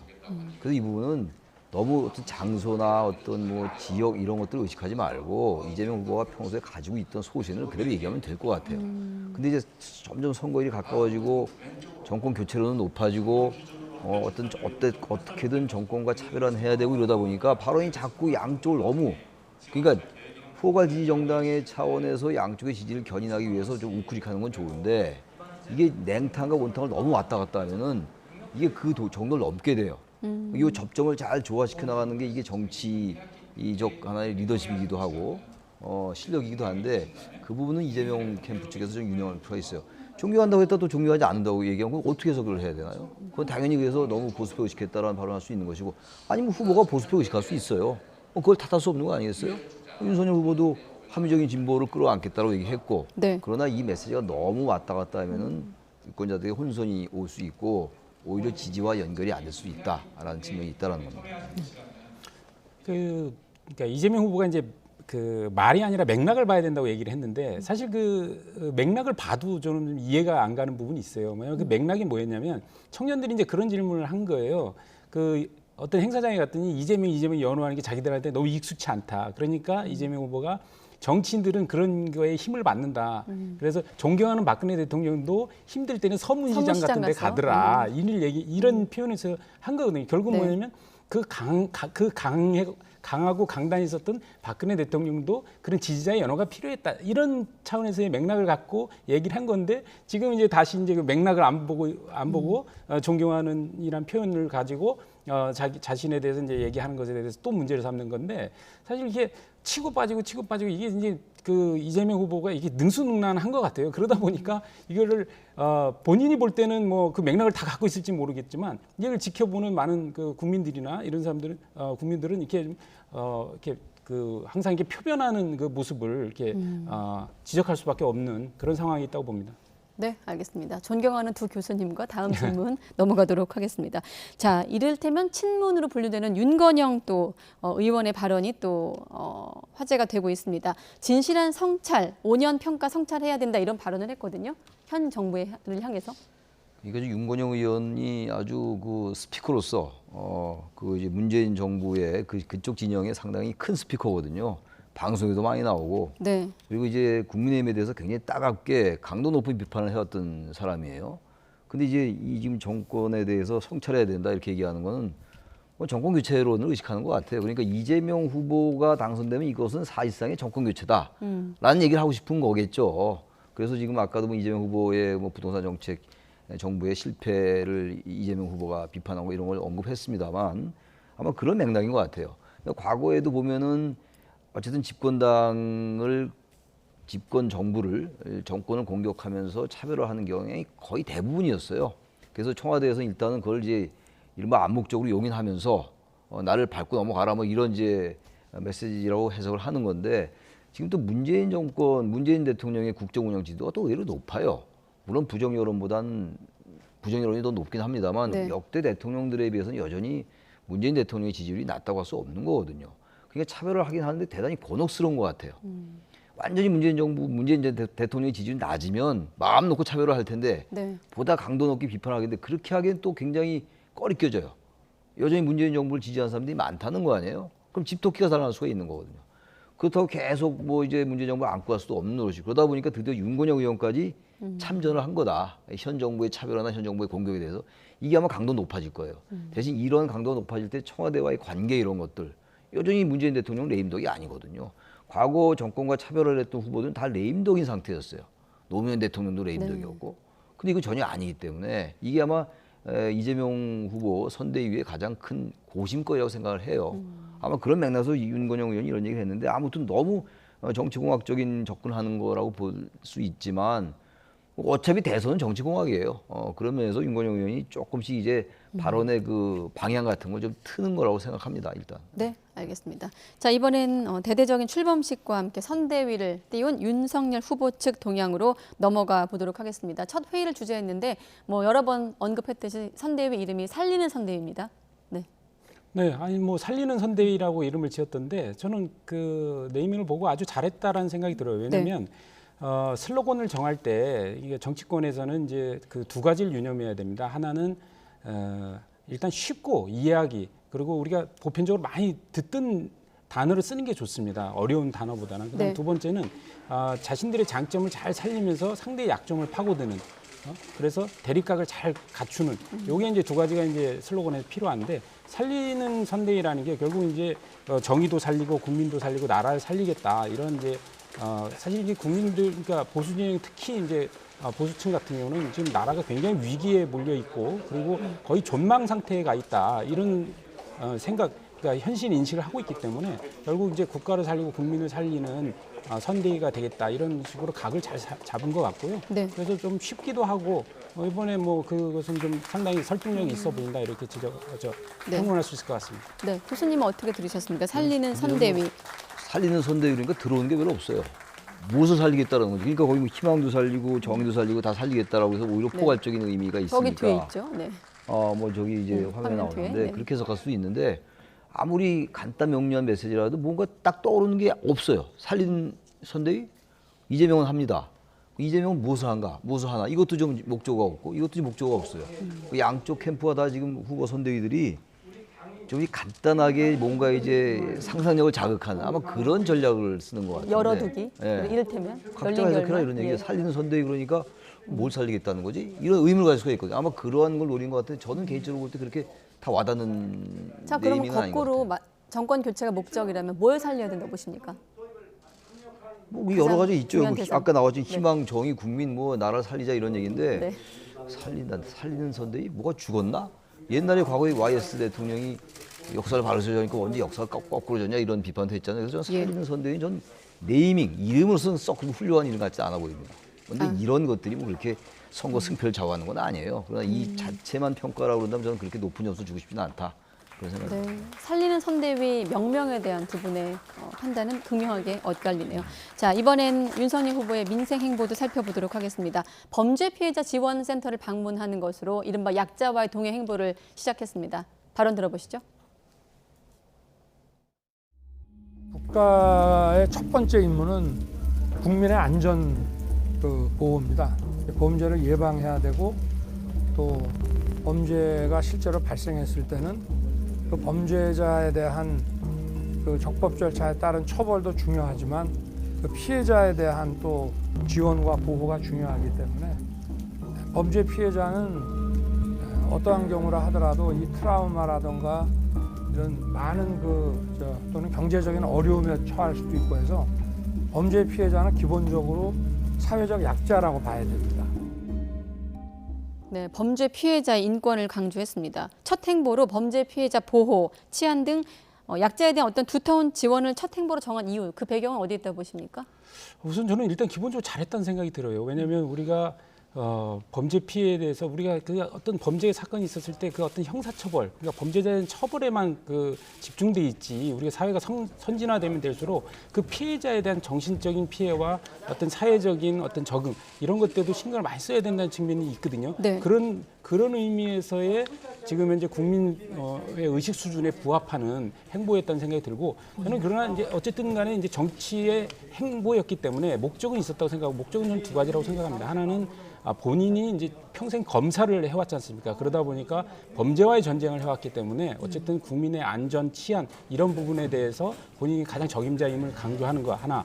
그다음에 두 번째는 그 이재명 그 후보의 조카가 최근에 아주 잔인한 그 살인을 저질렀다는 부분들이 이제 국민들에게 다 이제 알려졌는데, 그거로 인해서 어떤 그 아버지 되시는 분이 사실 이제 굉장히 그 정신적 피해를 많이 입고 보상도 못 받고 지금까지 힘들게 사셨다는 것이 많이 알려졌지 않습니까? 네. 이런 부분에 대해서 다시 한번 그런 점을 좀 약간 꼬집고 가는 측면에서의 일정 행보였다, 이렇게 볼 수 있을 것 같습니다. 네, 그런가 하면 또 선대위 출범 이후 1호 공약으로 백신 부작용의 인과성을 좀 국가 책임으로 하자, 이런 정부가 부담하자 이런 내용을 좀 밝혔거든요. 이 부분은 어떻게 평가하십니까? 그거야 지금 이제 백신 부작용 때문에 네. 그 사망에 이르는 경우도 꽤 많아요. 그러니까 굉장히 지금 젊은 층은 더하지만 백신을 맞아야 되나 이런 생각도 많이 한단 말이에요. 물론 전체적인 그 백신 접종자들에 비해서는 적죠. 비중은 낮은데 네. 그런 불안감이 있고, 막상 그런 일이 발생하면 이걸 입증하기가 대단히 어려워요. 그래서 뭐 거의 엄청난 일을 당하는데 뭐 국가가 지원을 안 한다든지 이런 일이 비일비재하잖아요. 보도도 많이 되고 있고. 아마 그런 부분을 지적한 부분이라서 이거는 정부로서는 꽤 아픈 부분인 것 같아요. 지금 어느 국민이나 제일 두려운 게 코로나19잖아요. 최근에 네. 오미크론인가 뭐 그거 전염력이 더 높은 거 아니냐 이런 우려가 더 지금 팽배하고 있는데, 그런 부분을 전 얘기한 거라서 이건 뭐 의미가 있는 생각이라고 봅니다. 일단. 네. 지금 그 국민들이 지금 코로나로 인해서 지금 뭐 백신에 대해서 역시 뭐 백신에 대해서 이제 보증을 해야 되는 문제가 있는데, 그걸 가지고 지금 국민들이 굉장히 어려움에 처해 있지 않습니까? 그런데 지금 모든 그 백신에 대한 이제 불안 요소가 피해를 당했을 때 이거에 대해서 인과관계를 피해자가 증명을 해야 된다면 얼마나 그 답답한 노릇이겠습니까? 지금 그 확인된 바로 보면 지금 현재 이상 반응 신고가 한 38만 건이 있고, 그 중에 사망 중대 이상 반응이 한 3,900건 정도 있다고 합니다. 그 중에서 인정된 사례가 한 800건 정도밖에 되질 않는다는 거예요. 네. 그렇기 때문에 아무래도 국민들이 불안해하는 이 지점을 윤석열 캠프에서 윤석열 그 선대에서 가장 1호 공약으로 국가 책임제를 들고 나온 것으로 봐서는 네. 앞으로의 뭐 원희룡 그 정책본부장이 발표를 했던데, 앞으로 윤석열 선대위에서 주로 공약이 뭐 국가 비전에 대한 어떤 거대한 담론에 대한 것뿐만이 아니라 오히려 현실적으로 국민들이 체감으로 느낄 수 있는 아주 다가오는 공약으로 접근하지 않을까, 이런 걸 좀 내다볼 수 있는 공약 발표했다고 생각합니다. 네. 자, 그리고 윤석열 후보가 계속 강조하는 선대위 원팀. 지금 뭐 김종인 전 위원장, 김병준 위원장, 김한길 위원장 모습 다 보고 있습니다만 아직 안 들어온 한 사람이 있습니다. 홍준표 의원. 어떻습니까? 지금 계속 합류 여부가 주목되는 상황인데, 청문 홍답인가요? 청년의 꿈에 올라온 또 윤 후보를 향한 비판, 뭐 그대로 전해드리면 바지 사장 같다, 이런 평가가 나오니까 여기에 대해서 또 윤 후보를 두둔하는 발언을 하기도 했거든요. 홍준표 후보가 윤 후보를 만났었잖아요. 이 선대위 이제 그 구성으로서 여러 갈등 국면에서, 그래서 빨리 가서 이 대표를 만나라라고 이제 이준석 대표를 만나라는 그 조언을 윤석열 후보에게 했어요. 네. 홍준표 의원이. 그러고 나서 어쨌든 홍준표 후보의 그 조언 이후에 내려와서 만났단 말이에요. 그리고 이제 그야말로 충격적으로 갑자기 봉합이 된 거 아니에요? 봉합이 됐건 무슨 화학적 결합이 됐건 간에. 예. 그래서 홍준표 의원은 아무튼 본인이 지금 상당히 비판적인 발언도 많이 쏟아냈지만 바지 사장 아니냐 그러니까 그렇게 만만한 사람 아니다라는 표현을 썼단 말이에요. 윤 후보가 그렇게 만만하지 않다. 그런 걸로 봐서는 곧 합류할 것 같고 그리고 이제 단지 김종인 위원장과의 관계라는 게 있기 때문에 그 부분이 좀 껄끄러울 수 있어요. 그러나 선거라는 게 어차피 네. 홍준표 의원이 그렇다고 무슨 다른 진영에 갈 수도 없는 노릇 아니에요. 지금 당대표까지 했던 분이. 그래서 정에서 홍준표 의원의 합류 여부는 그렇게 국민의힘으로서는 크게 걱정하지 않아도 될 것 같아요. 본인이 뭐 백의 종군한다고 그러잖아요. 단지 그러나 지금 홍준표 의원의 특정한 자리를 주고 이런 것들은 좀 어려울 수 있어요. 네. 홍준표 의원이 또 후보까지 했던 인물이기 때문에 그래서 보면 이 양쪽 캠프가 이 선대위가 무슨 공동선대위원장을 남발하는 경향이 있어요. 네. 갑자기 새로운 사람에서 공동선대위원장에서 뭐 또 사고도 나기도 하고 국민의힘도 그렇고 민주당도 그렇고 그래서 네. 그런 자리보다는 홍준표 의원이 할 수 있는 공간이 있거든요. 지금 특히 이번에 젊은 층들의 지지를 많이 받고 있잖아요. 아까 뭐 청문 홍답 얘기도 하셨습니다만 네. 아마 그런 점에서 아마 국민의힘과 곧 합류할 수 있지 않을까 생각합니다. 네. 그 전날에는 또 홍준표 의원이 김종인 위원장 합류 소식에 백의종군 명분이 생겼다. 나를 이용했다면 훌륭한 책략이다. 이런 표현을 쓰기도 했는데 특검 수용 공세에 대해서도 당장 특검에 좀 합의하라 이런 주문을 윤 후보를 향해서 하기도 했거든요. 어떻습니까? 좀 전면에 나설 거라고 보십니까? 우선 홍준표 대표는 지금 현재는 이제 계속 이제 밖에서 이제 간접적인 지원 사격을 하실 것 같고 저는 이제 선거가 이제 무르익으면 아무래도 선거 운동이 개시될 때까지는 계속 뭐 선대위에 직접 참여는 하지 않으실 것이라 이렇게 전망합니다. 네, 알겠습니다. 짧고 굵게 답변해 주셨는데요. 자, 윤석열 후보 오늘 추가 인선도 발표했습니다. 뭐 금태섭, 정태근 전 의원, 또 호남 현역인 이용호 의원까지 이렇게 합류가 확정이 됐는데 여전히 논란이 되는 한 사람이 있습니다. 노재승 선대위원장 발언이 계속 논란이 확산되고 있고 이번엔 지난번에 이제 5.18 민주화운동 발언 논란에 이어서 가난 비하 논란으로 좀 이어지고 있거든요. 좀 당에서 고민이 있을까요? 어떻게 보십니까? 조치가 필요하다는 지적도 있고요. 전 조치가 필요하다고 봐요. 지금 5.18 민주화운동 발언을 그거를 이제 그 어떤 뭐 그 시위대의 그 행동이 폭동일 수 있다라는 글을 공유했다라는 거 아니에요? 그 공유했다는 얘기는 자기가 그쪽 그 인식에 동의하는 거거든요. 근데 전 이런 인식이 정말 제가 항상 얘기하는 게 역사 왜곡일 수 있어요. 그 시위대의 그 행동이 어떻게 폭동입니까, 그게? 제가 유튜브를 공유한 유튜브를 보니까 양쪽이 다 똑같이 무력을 사용했다는 거거든요. 뭐 새삼 여기서 5.18 민주화운동, 광주민주화운동을 얘기할 계제는 아니긴 합니다만 예. 지금 국민의힘이 공정, 상식, 정의, 법치를 얘기하고 있잖아요. 근데 지금 그 5.18 민주화운동이 지금 헌법 정문에 담겨야 된다라고 얘기하는 판에 이런 글을 공유한 사람을 선대위원장으로 쓴다? 그게 앞뒤가 모순이에요. 이런 부분들은. 제가 아까 공동선대위원장 요새 바람이 불었느냐 뭐 이런 이제 취지의 말씀을 드렸는데 네. 저는 국민의힘이 이런 인식을 가진 사람을 선대위원장으로 둬서는 중도로 외연 확장이 대단히 어려울 수 있다는 거예요. 말은 그렇게 하면서 막상 선대위원장으로 영입한 사람이 이런 발언을 공유했다. 게다가 다른 발언도 가난하면 맺힌 게 많다 뭐 이런 글도 공유하고 말이죠. 이건 아마 이재명 후보를 겨냥한 것 같긴 한데 전 이런 건 그렇게 적절한 인식은 아닌 것 같아요. 본인의 인식이니까 뭐 그걸 뭐라고 할 수는 없다 하더라도 네. 적어도 중도로 외연 확장하고 합리적 진보까지 포용하겠다고 하는 정당이 이런 분을 공동선대위원장으로 쓰면 저는 그건 앞뒤가 맞지 않는 얘기다라고 생각합니다. 네. 또 한 가지 또 정규직 폐지 발언도 한 가지 더 논란이 있는데 사실 5.18 발언이라든지 정규직 발언 윤석열 후보도 비슷한 논란을 겪었기 때문에 좀 부담으로 작용할 수도 있지 않을까 이런 생각도 들거든요.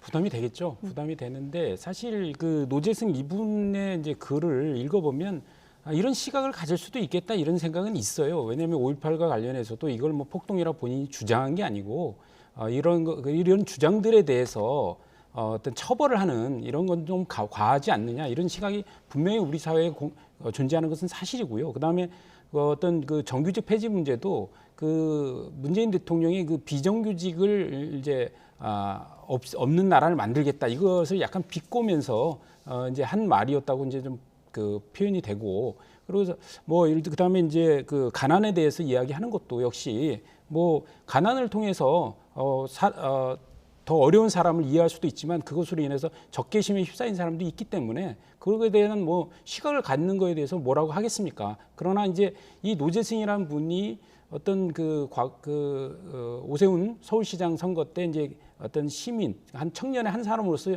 유세를 하는 찬조연설자로서는 뭐 저는 충분히 역량도 있고 뭐 발언을 그때 내용도 들어보면 상당히 논리적인 그 설득력 있게 오세훈 시장을 이제 옹호하는 연설을 했는데, 근데 그때는 하나의 이제 그 시민의 일환이었고, 그러나 이제 선대위원장의 이제 공식적 직함을 갖는 문제는 또 다른 문제거든요. 그런 문제에서는 좀 당에서 좀 더 검증을 좀 더 했어야 된다, 이런 생각이 들고, 또 이런 발언들이 아마도 제가 볼 때는 지금 뭐 서너 개 정도 나왔지만 과거에 뭐 그 SNS 활동을 많이 하셨던 걸 보면 훨씬 더 많이 노출될 가능성이 높기 때문에, 그러면 이제 윤석열 선대위의 전체적인 모습, 이게 이제 국민들에게 왜곡돼서 전달될 수 있기 때문에 저는 노재승 이 분이 스스로 빨리 그 정리를 하시는 게 정권 교체를 위해서 더 바람직하지 않을까 이렇게 생각합니다. 네, 알겠습니다.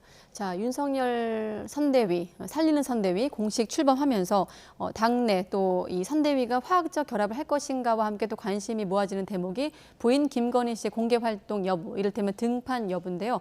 윤 후보가 질문이 들어오니까 공개 행보 시점에 대해서 어떻게 답변을 했을까요? 듣고 오시겠습니다. 어제 대구에 가서 그 사모님께 좀 여쭤보셨나요? 어제 제가 좀 너무 늦게 들어가서 자세히 뭐 그런 얘기를 못 나누고 그냥 잤습니다. 뭐 적절한 시점에 이제 국민들 앞에 나와서 활동하지 않겠습니다. 기자들과 나아가 국민들은 그 적절한 시점이 언제인가가 궁금한 것 아니겠습니까? 사실 선대위 출범식 날 질문이 들어왔죠. 그랬더니 집에 가서 물어보겠다고 했고, 그 이후 상황을 이제 취재기자가 질문을 한 건데, 여기에 대해서 민주당 송영길 대표가 수렴청정이라는 표현을 쓰면서 수렴청정은 최서원, 그러니까 최순실로 족하다, 이런 표현까지 썼거든요. 저는 이 당대표로서 지금 당대표로서의 발언치고는 그렇게 품격 있는 발언 같지 않아요. 수렴청정이라는 단어가 조선시대 왕조시대 때 있는 건데, 상대방 후보를 공격하더라도 다른 표현이 얼마든지 있을 것 같은데, 이거를 부인이 나타나지 않는다고 해서 부인이 뒤에서 이제 후보를 조종한다, 이런 식의 이제 인식 같아요. 근데 이렇게 하는 거는 우리 정치가 여야 마찬가지에 자꾸만 이렇게 발언을, 저도 당대표쯤 됐으면 발언에 좀 품격 있게 해야죠. 수렴청정한다 이런 얘기 뭐 글쎄 저는 이건 썩 그렇게 비판치고 좋은 비판 같지 않은데, 단지 이제 이 지금 그 김건희 씨, 윤석열 후보의 부인의 이제 그 활동에 대해서 관심이 많은 게 사실이에요, 국민들이.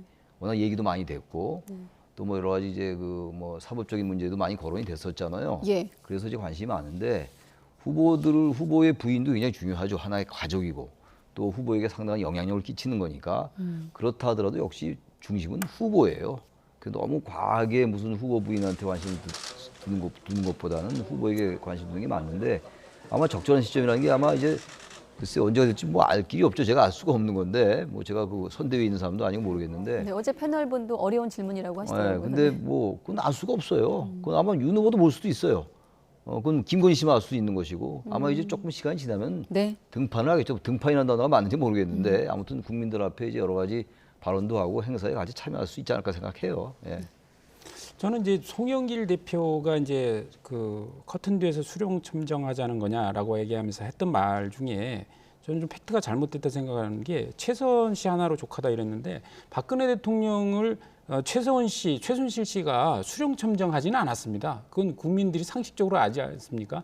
그러니까 최순실 씨가 박근혜 대통령을 이용해서 자신의 사익을 추구했던 것이지, 그 머리 꼭대기에서 박근혜 대통령을 지시하면서 수령청정하지는 않았다. 이건 팩트와 다르다, 이런 말씀 드리고 싶고, 그다음에 이게 또 이 박근혜 대통령과 최순실 씨와의 관계하고 이 그 배우자인 그 김건희 씨와 이제 윤석열 후보의 관계는 또 다른 관계 아니겠습니까? 이거를 이제 수령청정이라고 얘기하는 것은 적절하지 않다 생각하고, 또한 저는 이제 이 말이 이제 커튼이라는 말이 이제 임태희 이제 지금 상황실장 입에서 이제 나오면서 얘기를 했는데, 사실 이게 부적절한 표현을 하면서 이렇게 빌미를 좀 제공했던 생각이 들어요. 그래서 실제로 김건희 씨가 어쨌든 조용한 내조를 할 것이다, 이렇게 이제 전망한 걸 이제 그 커튼 뒤라는 표현을 쓰면서 이제 빌미를 제공했다 생각이 드는데, 어쨌든 저는 이게 이제 국민들의 이제 관심의 대상이기 때문에 배우자로서 국민들에게 나설 수밖에 없고 나와야 한다. 그러나 그 시기 문제는 조정할 것이지만 저는 이제 선거운동이 개시되기 전에는 나오게 돼 있고 그리고 그 과정에서는 그동안의 의혹들을 좀 소명을 할 수 있는 몇 차례의 기회를 갖고 가지 않겠나 이렇게 전망합니다. 네. 자, 당대표 송영길 대표 발언에 대해서는 조금 부적절했다 이런 의견이셨는데 자, 이준석 대표는 또 고3 학생 발언을 하면서 우리 고3이 민주당 고3보다 우월하다. 토론에 참석한 이제 국민의힘 그 고3 학생을 좀 돋보이려다가 이런 논란을 일으켰거든요. 어떻게 들으셨습니까? 저는 이준석 대표도 당대표잖아요. 네. 당대표들이 과거 당대표들보다 발언의 이 무게가 좀 떨어지는 것 같아요. 그 김민규 군이 얘기한 걸 보니까 뭐 상당히 말을 잘 했더라고요. 네. 불협화음이지만 우리가 불협화음을 통해서 더 이제 화합하고 단결할 것이다 하고 좋은 얘기도 많이 했어요. 여기서 뭐 그걸 다 소개할 수 없는데 근데 우리 고3보다 저쪽 고3보다 우리 고3이 낫다. 이게 무슨 고3 학생들 경쟁시키는 것도 아니고 선거에 무슨 거대 담론이라든지 정치 담론으로 좀 가지고 와야 되죠. 당대표쯤 됐으면. 그걸 비교하고 있고. 그러니까 이게 참 아까 뭐 송영길 대표 얘기도 했습니다만 저는 이것도 그렇고 이것도 뭐 갈라치기란 비판이 나올 만해요. 이 부분은. 그쪽 고3은 그쪽 고3대로 상당히 거기에 민주당에 맞는 얘기를 했을 것이고 네. 이 김민구 군이라는 이 학생도 국민의힘에 맞는 얘기를 한 거예요. 나름대로 선거 전략적으로. 근데 그거를 이제 비교하면서 저쪽보다 우리가 낫다라고 얘기하는 거 뭐 이 자체가 뭐 그렇게 대단히 흠결이 있는 발언은 아닐지 모르겠습니다만 썩 그렇게 이것도 이렇게 대표로서의 품격 있는 발언 같지는 않다. 이것도 갈라치기란 비판에서 자유롭게 어렵다고 생각해요. 네. 뭐 좋은 표현은 아니죠. 좋은 표현은 아니고 이제 어떻게 보면 이제 우리 편, 상대편 이렇게 이제 진영을 나눠서 얘기하다 보니까 저는 그런 얘기가 나왔다고 보고, 근데 이제 국민을 갈라치기 하는 거하고 좀 개념은 다르다 이렇게 얘기할 수 있을 것 같고요. 예. 그리고 이제 이준석 대표가 이제 얘기를 하면서 이제 우리는 이제 청년들에게 기회를 준다, 자리를 주는 게 아니라 이런 표현을 했거든요. 이건 아주 적절한 지적이었다고 생각하고요. 근데 이제 아까 좀 전에 말씀드렸던 노재승 선대위원장 같은 공동선대위원장 이런 거는 또다시 이준석 대표가 그렇게 얘기했음에도 불구하고 또다시 청년들에게 자리를 주는 것과 또 마찬가지다. 그래서 하는 행동이 지금 민주당이나 국민의힘이나 지금 비슷하다. 네. 이런 점을 지적하고 싶습니다. 네, 아무튼 뭐 대선 국면이 본격화하면서 대선 후보는 물론이고 당 대표들 뭐 포함되어 있는 정치인들 모두 좀 메시지 관리가 필요하지 않을까 이런 생각이 들고, 자 끝으로 최근에 알고 계시겠지만 지금 홍남기 부총리 아들이 서울대병원 특혜 입원 의혹 논란이 벌어지고 있습니다. 여기에 이제 김부겸 총리가 오늘 발언을 얹으면서 좀 논란이 되고 있거든요. 알아볼 수 있는 것 아닌가라는 총리 발언이 나왔습니다. 네. 이 논란 어떻게 좀 보고 계십니까? 글쎄요, 이게 이제 우리가 흔히 말하는 정치적인 감수성의 문제거든요. 이런 거 대단히 예민해요. 이제 우리 사회가 특히 조국 사태를 겪으면서 가장 문제 삼는 게 문제가 아니라 문제로 인식되고 있는 게, 문제로 지적되고 있는 게 공정의 문제잖아요. 그리고 지금 알아볼 수 있는 거 아니냐, 이 발언 자체가 과연 국민들의 일반인식에 부합하냐 이런 얘기예요. 부합하지 않는다고 생각해요. 이 부분은 공정하지 않은 거죠. 홍남기 부총리가 고위직이니까, 고위 관료니까 이게 가능했다라고 국민들은 생각하지 않겠어요? 그게 정치적 감수성이거든요.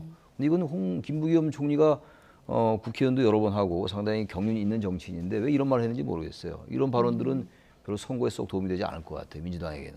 네. 저는 썩 적절한 발언은 아니라고 생각합니다. 일단 잘 모르시는 분들을 위해서 이 홍남기 부총리 측은 치료가 급해서 남아있던 특실에 입원을 했다 이런 입장이고, 또 정의당 같은 경우는 이제 홍남기 부총리를 감싼 김부겸 총리를 향해 부적절한 언사다 이런 논란이 좀 이어지고 있는 상황인데, 앞서 교수님께서 공정 개념을 말씀하셨거든요. 교수님께서는 좀 어떻게 이 사안 보고 근데 계십니까? 김부겸 총리는 이제 알아볼 수 있는 거 아닌가 정도의 이제 발언을 하셨는데, 알아볼 수야 있겠죠. 근데 알아본 것만 끝난 게 아니잖아요. 그래서 그 서울대 병원에 갔을 때 이제 진단받고 다른 병원을 가려고 했는데, 이제 서울대 병원 원장과 통화한 뒤에 이제 특실에 2박 3일 입원을 한 거 아닙니까? 결국은 뭐 그게 2박 3일 그 특실이 완전히 그 다른 사람이 또 사용할 수 있는 어떤 그 기회가 또 이게 차단된 거 아닙니까? 항상 응급실 뭐이라든가 어떤 수술 뭐 순서를 뭐 뒤바꾸는 거라든가 병실을 없는 것을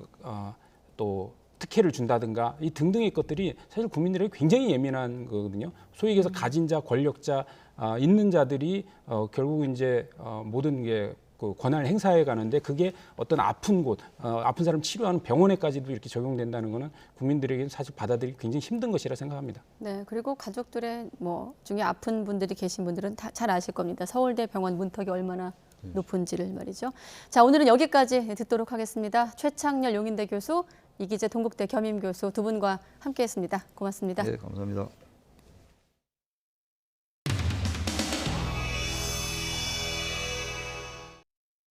아세 유세 성열 윤. 자, 다시 한번 해볼게요. 아세 유세 성열 윤.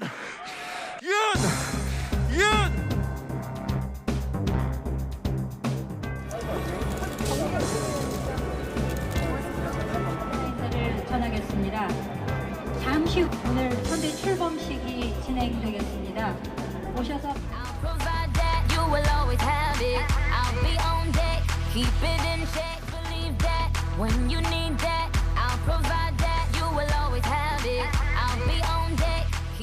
국민의힘 대통령 후보 윤석열 후보를 소개합니다.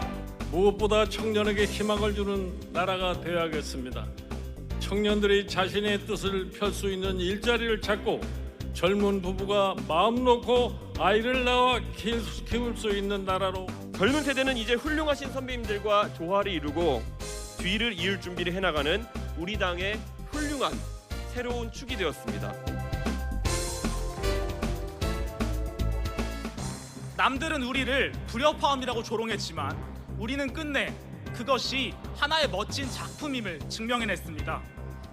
그리고 이준석 상임선대위원장께도 이제 호응하시는 모습이 아주 익숙해졌는데요. 자, 네 분 무대 가장 낮은 곳부터 시작하는 윤석열표 공정으로 나라의 기본을 탄탄하게 하겠습니다.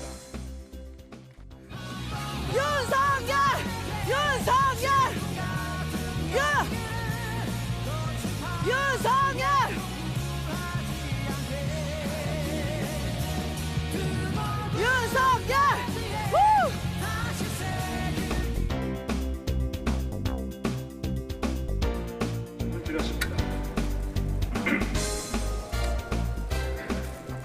합의점을 이루고 그렇게 해서 나가는 것이 저는 그것이 민주주의의 다른 정당과도 타협하고 민주적 방식으로 이렇게 나갈 수가 없습니다.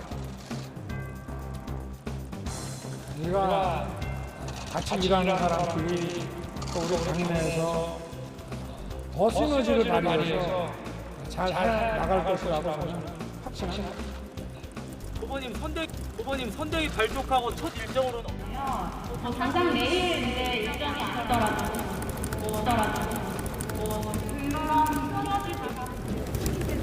선대위 출범했는데 후보님 교육자의 인사가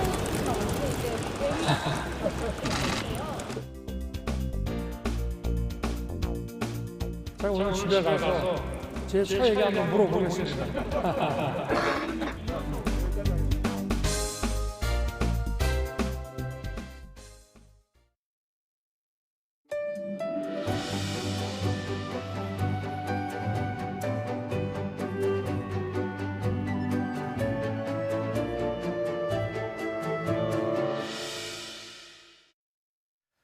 오늘 코로나19 신규 확진 상황 다시 알아봅니다. 오늘 밤 9시까지 확진자는 5,704명으로 이미 종전의 하루 최다 확진자 수를 넘어섰습니다.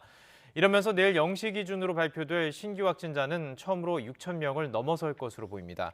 밤 사이 확진 상황에 따라서는 7,000명 안팎을 기록할 가능성도 있습니다. 부동산 차명 투자 수익에 대해서도 앞으로는 범죄 수익 환수가 가능해질 것으로 보입니다. 국회 법제사법위원회는 법안심사소위원회를 열어 형량 상한이 징역 3년 이상인 범죄에 대해서는 모두 범죄 수익 환수가 가능하도록 하고 징역 3년 이하라도 수익 환수가 필요한 경우는 별도로 규정하도록 했습니다. 이는 올해 초 부동산 민심을 악화시킨 한국토지주택공사 LH 사태 당시 공사 직원들의 투기 수익 환수가 어렵다는 허점을 보완하기 위해서 더불어민주당이 추진한 법안입니다. 다만 개정안이 국회를 최종 통과하더라도 LH 직원들에게는 적용되기 어려울 전망입니다. 민주당은 개정안을 현재 수사와 재판이 진행 중인 사안에도 적용하는 방안을 추진했지만 논의 과정에서 위헌 소지가 있다는 지적이 나와 해당 조항을 뺐습니다. 코로나19로 빚을 갚기 어려워진 개인 채무자들이 내년 6월까지 원금 상환 유예를 더 신청할 수 있게 됐습니다. 이번이 세 번째 기간 연장으로 이미 상환 유예를 받은 채무자도 최대 1년까지 재신청이 가능합니다. 강희경 기자가 보도합니다. 일용직 노동자로 일하던 50대 A씨는 지난해 코로나19가 터지고 공사 현장이 하나둘씩 문을 닫으면서 일자리를 잃었습니다. 생활비로 쓴 카드 대금을 낼 수 없게 되자 사채에 손을 댔고 가까스로 은행 신용대출로 갈아탔지만 여전히 빚에 허덕이고 있습니다. 사업을 실패했을 때도 그 정도까지 비접촉을 안 받고 그랬거든요. 그런 제도가 없느냐고 관공서에 물어봤는데 그거에 대한 안내는 전혀 없고. 이처럼 코로나19로 생계에 어려움을 겪는 개인 채무자들을 위해 정부는 지난해 프리 워크아웃 제도를 도입했습니다. 소득이 감소해 가계대출이 연체됐거나 연체 우려가 있는 사람들에 대해 최대 1년 동안 원금 상환을 유예해 주는 겁니다. 신청 기간은 올해 12월 31일까지였지만 내년 6월까지 연장했습니다. 코로나19로 여전히 실직이나 일감 감소로 인해서 상환에 어려움을 겪고 계신 분들이 많이 계십니다. 이런 개인 채무자분들이 원금 상환 유예를 내년 6월까지 신청할 수 있도록. 혜택을 받으려면 코로나19로 소득이 줄었다는 점을 증명해야 하고 가계 생계비를 뺀 월소득이 매월 갚아야 하는 돈보다 적어야 합니다. 신용대출과 정책서민 금융대출 등이 대상으로 이미 유예를 받았더라도 다시 신청할 수 있습니다. 다중채무자는 모든 금융권이 협약기관으로 참여하고 있는 신용회복위원회를 통해 여러 채무를 한 번에 조정할 수 있습니다.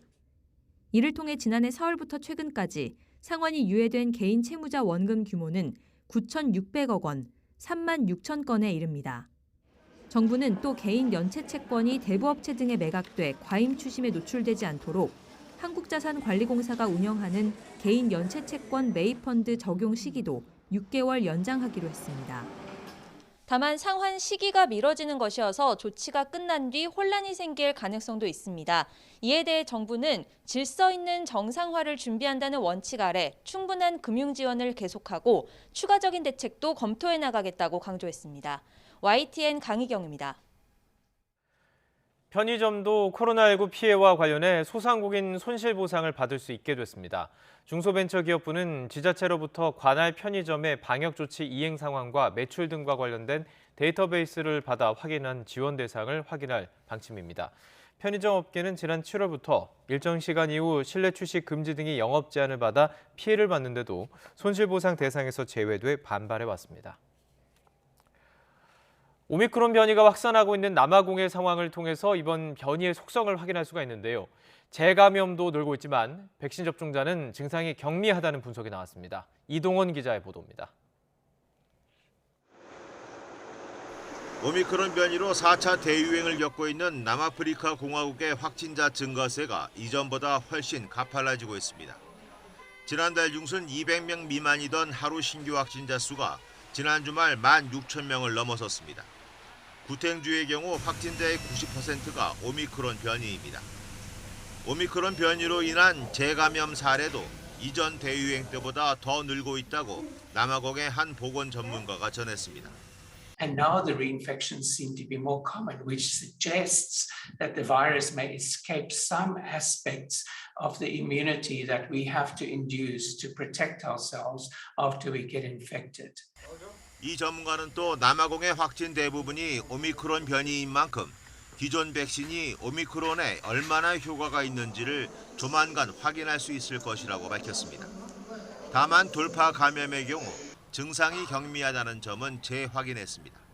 But it appears as if the disease in those that have been vaccinated is relatively mild. So the message I think that needs to be out there is that if you can get vaccinated, 라마포사 남아공 대통령은 오미크론을 이유로 아프리카 남부 지역에 대한 여행을 규제하는 것을 놓고 비과학적인 가혹한 조치라고 맹비난했습니다. 또 선진국들이 백신을 독점하고 선심 쓰듯 일부를 기부하는 것은 위선이라며 백신 특허권을 유예해 아프리카에서도 백신을 생산할 수 있도록 하라고 촉구했습니다. YTN 이동원입니다. 5인 체포한 뒤 관련 서류를 작성하지 않은 경찰관을 검찰이 직무유기 혐의로 재판에 넘겼는데요. 법원은 무죄를 선고했습니다. 검찰은 항소를 검토하고 있고 경찰은 다행이라는 반응입니다. 고재영 기자의 보도입니다. 지난해 8월 제주경찰청 소속 A경위 등 경찰 7명이 불법 인터넷 도박 용의자들의 숙소를 덮쳤습니다. A경위는 업주가 방번호를 잘못 알려줘 관련 없는 B씨를 5인 체포했다가 1시간 만에 풀어졌습니다. 현장에 출동했다가 돌아온 A경위는 5인 체포에 대해 상관에 보고만 하고 긴급 체포서 등을 작성하지 않았습니다.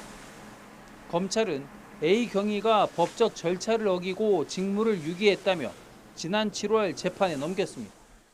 검찰은 A경위가 5인 체포한 잘못을 덮으려고 긴급 체포서 작성 등 절차를 위반하고 은폐하려 했다고 주장했습니다. 이에 대해 A경위는 절차적 하자에 대해 후회하고 반성한다면서도 검찰의 직무유기 성립 의견은 확대 해석이라고 맞섰습니다. 1심 재판부는 A경위의 직무유기 혐의에 대해 무죄를 선고했습니다. 재판부는 A경위가 5인 체포하는데 상당한 이유가 있어 위법성이 없고 불이익 때문에 은폐할 이유도 없었다고 판단했습니다. 법원의 무죄 선고로 검찰이 경찰 길들이기를 위해 무리하게 기소한 것 아니냐는 비판이 나오고 있습니다. 검찰 기소 전 검찰시민위원회에서는 A경위에 대해 기소유예 처분을 권고했던 사실도 알려졌습니다. 검찰 관계자는 긴급 체포를 했던 것이 기록상에 아무것도 없고 인권과 관련된 문제로 소홀하게 다룰 사안은 아니라며 항소 여부를 검토하겠다고 밝혔습니다. YTN 고지영입니다. 제주도에는 국립묘지가 없는 데다 섬이라는 특수성 때문에 국가유공자들이 대부분 개인묘지나 사립묘지에 붙였습니다.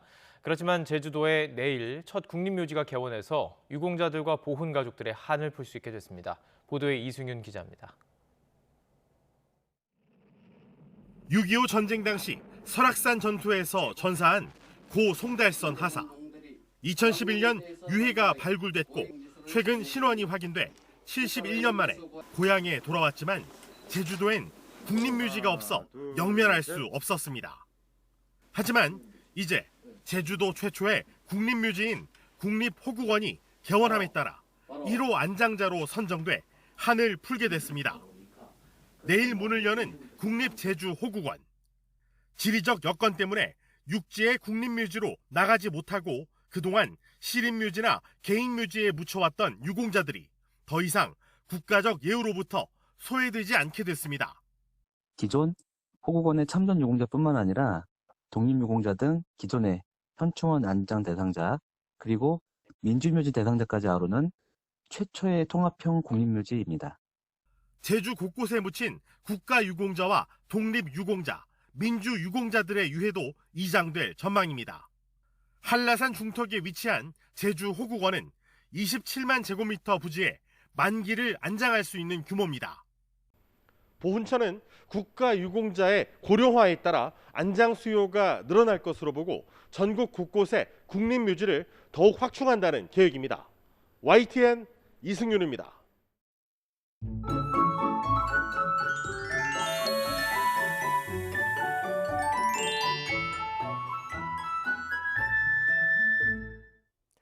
하루하루 기온이 오르더니 오늘은 마치 봄으로 돌아간 듯 포근함을 느낄 수 있었습니다.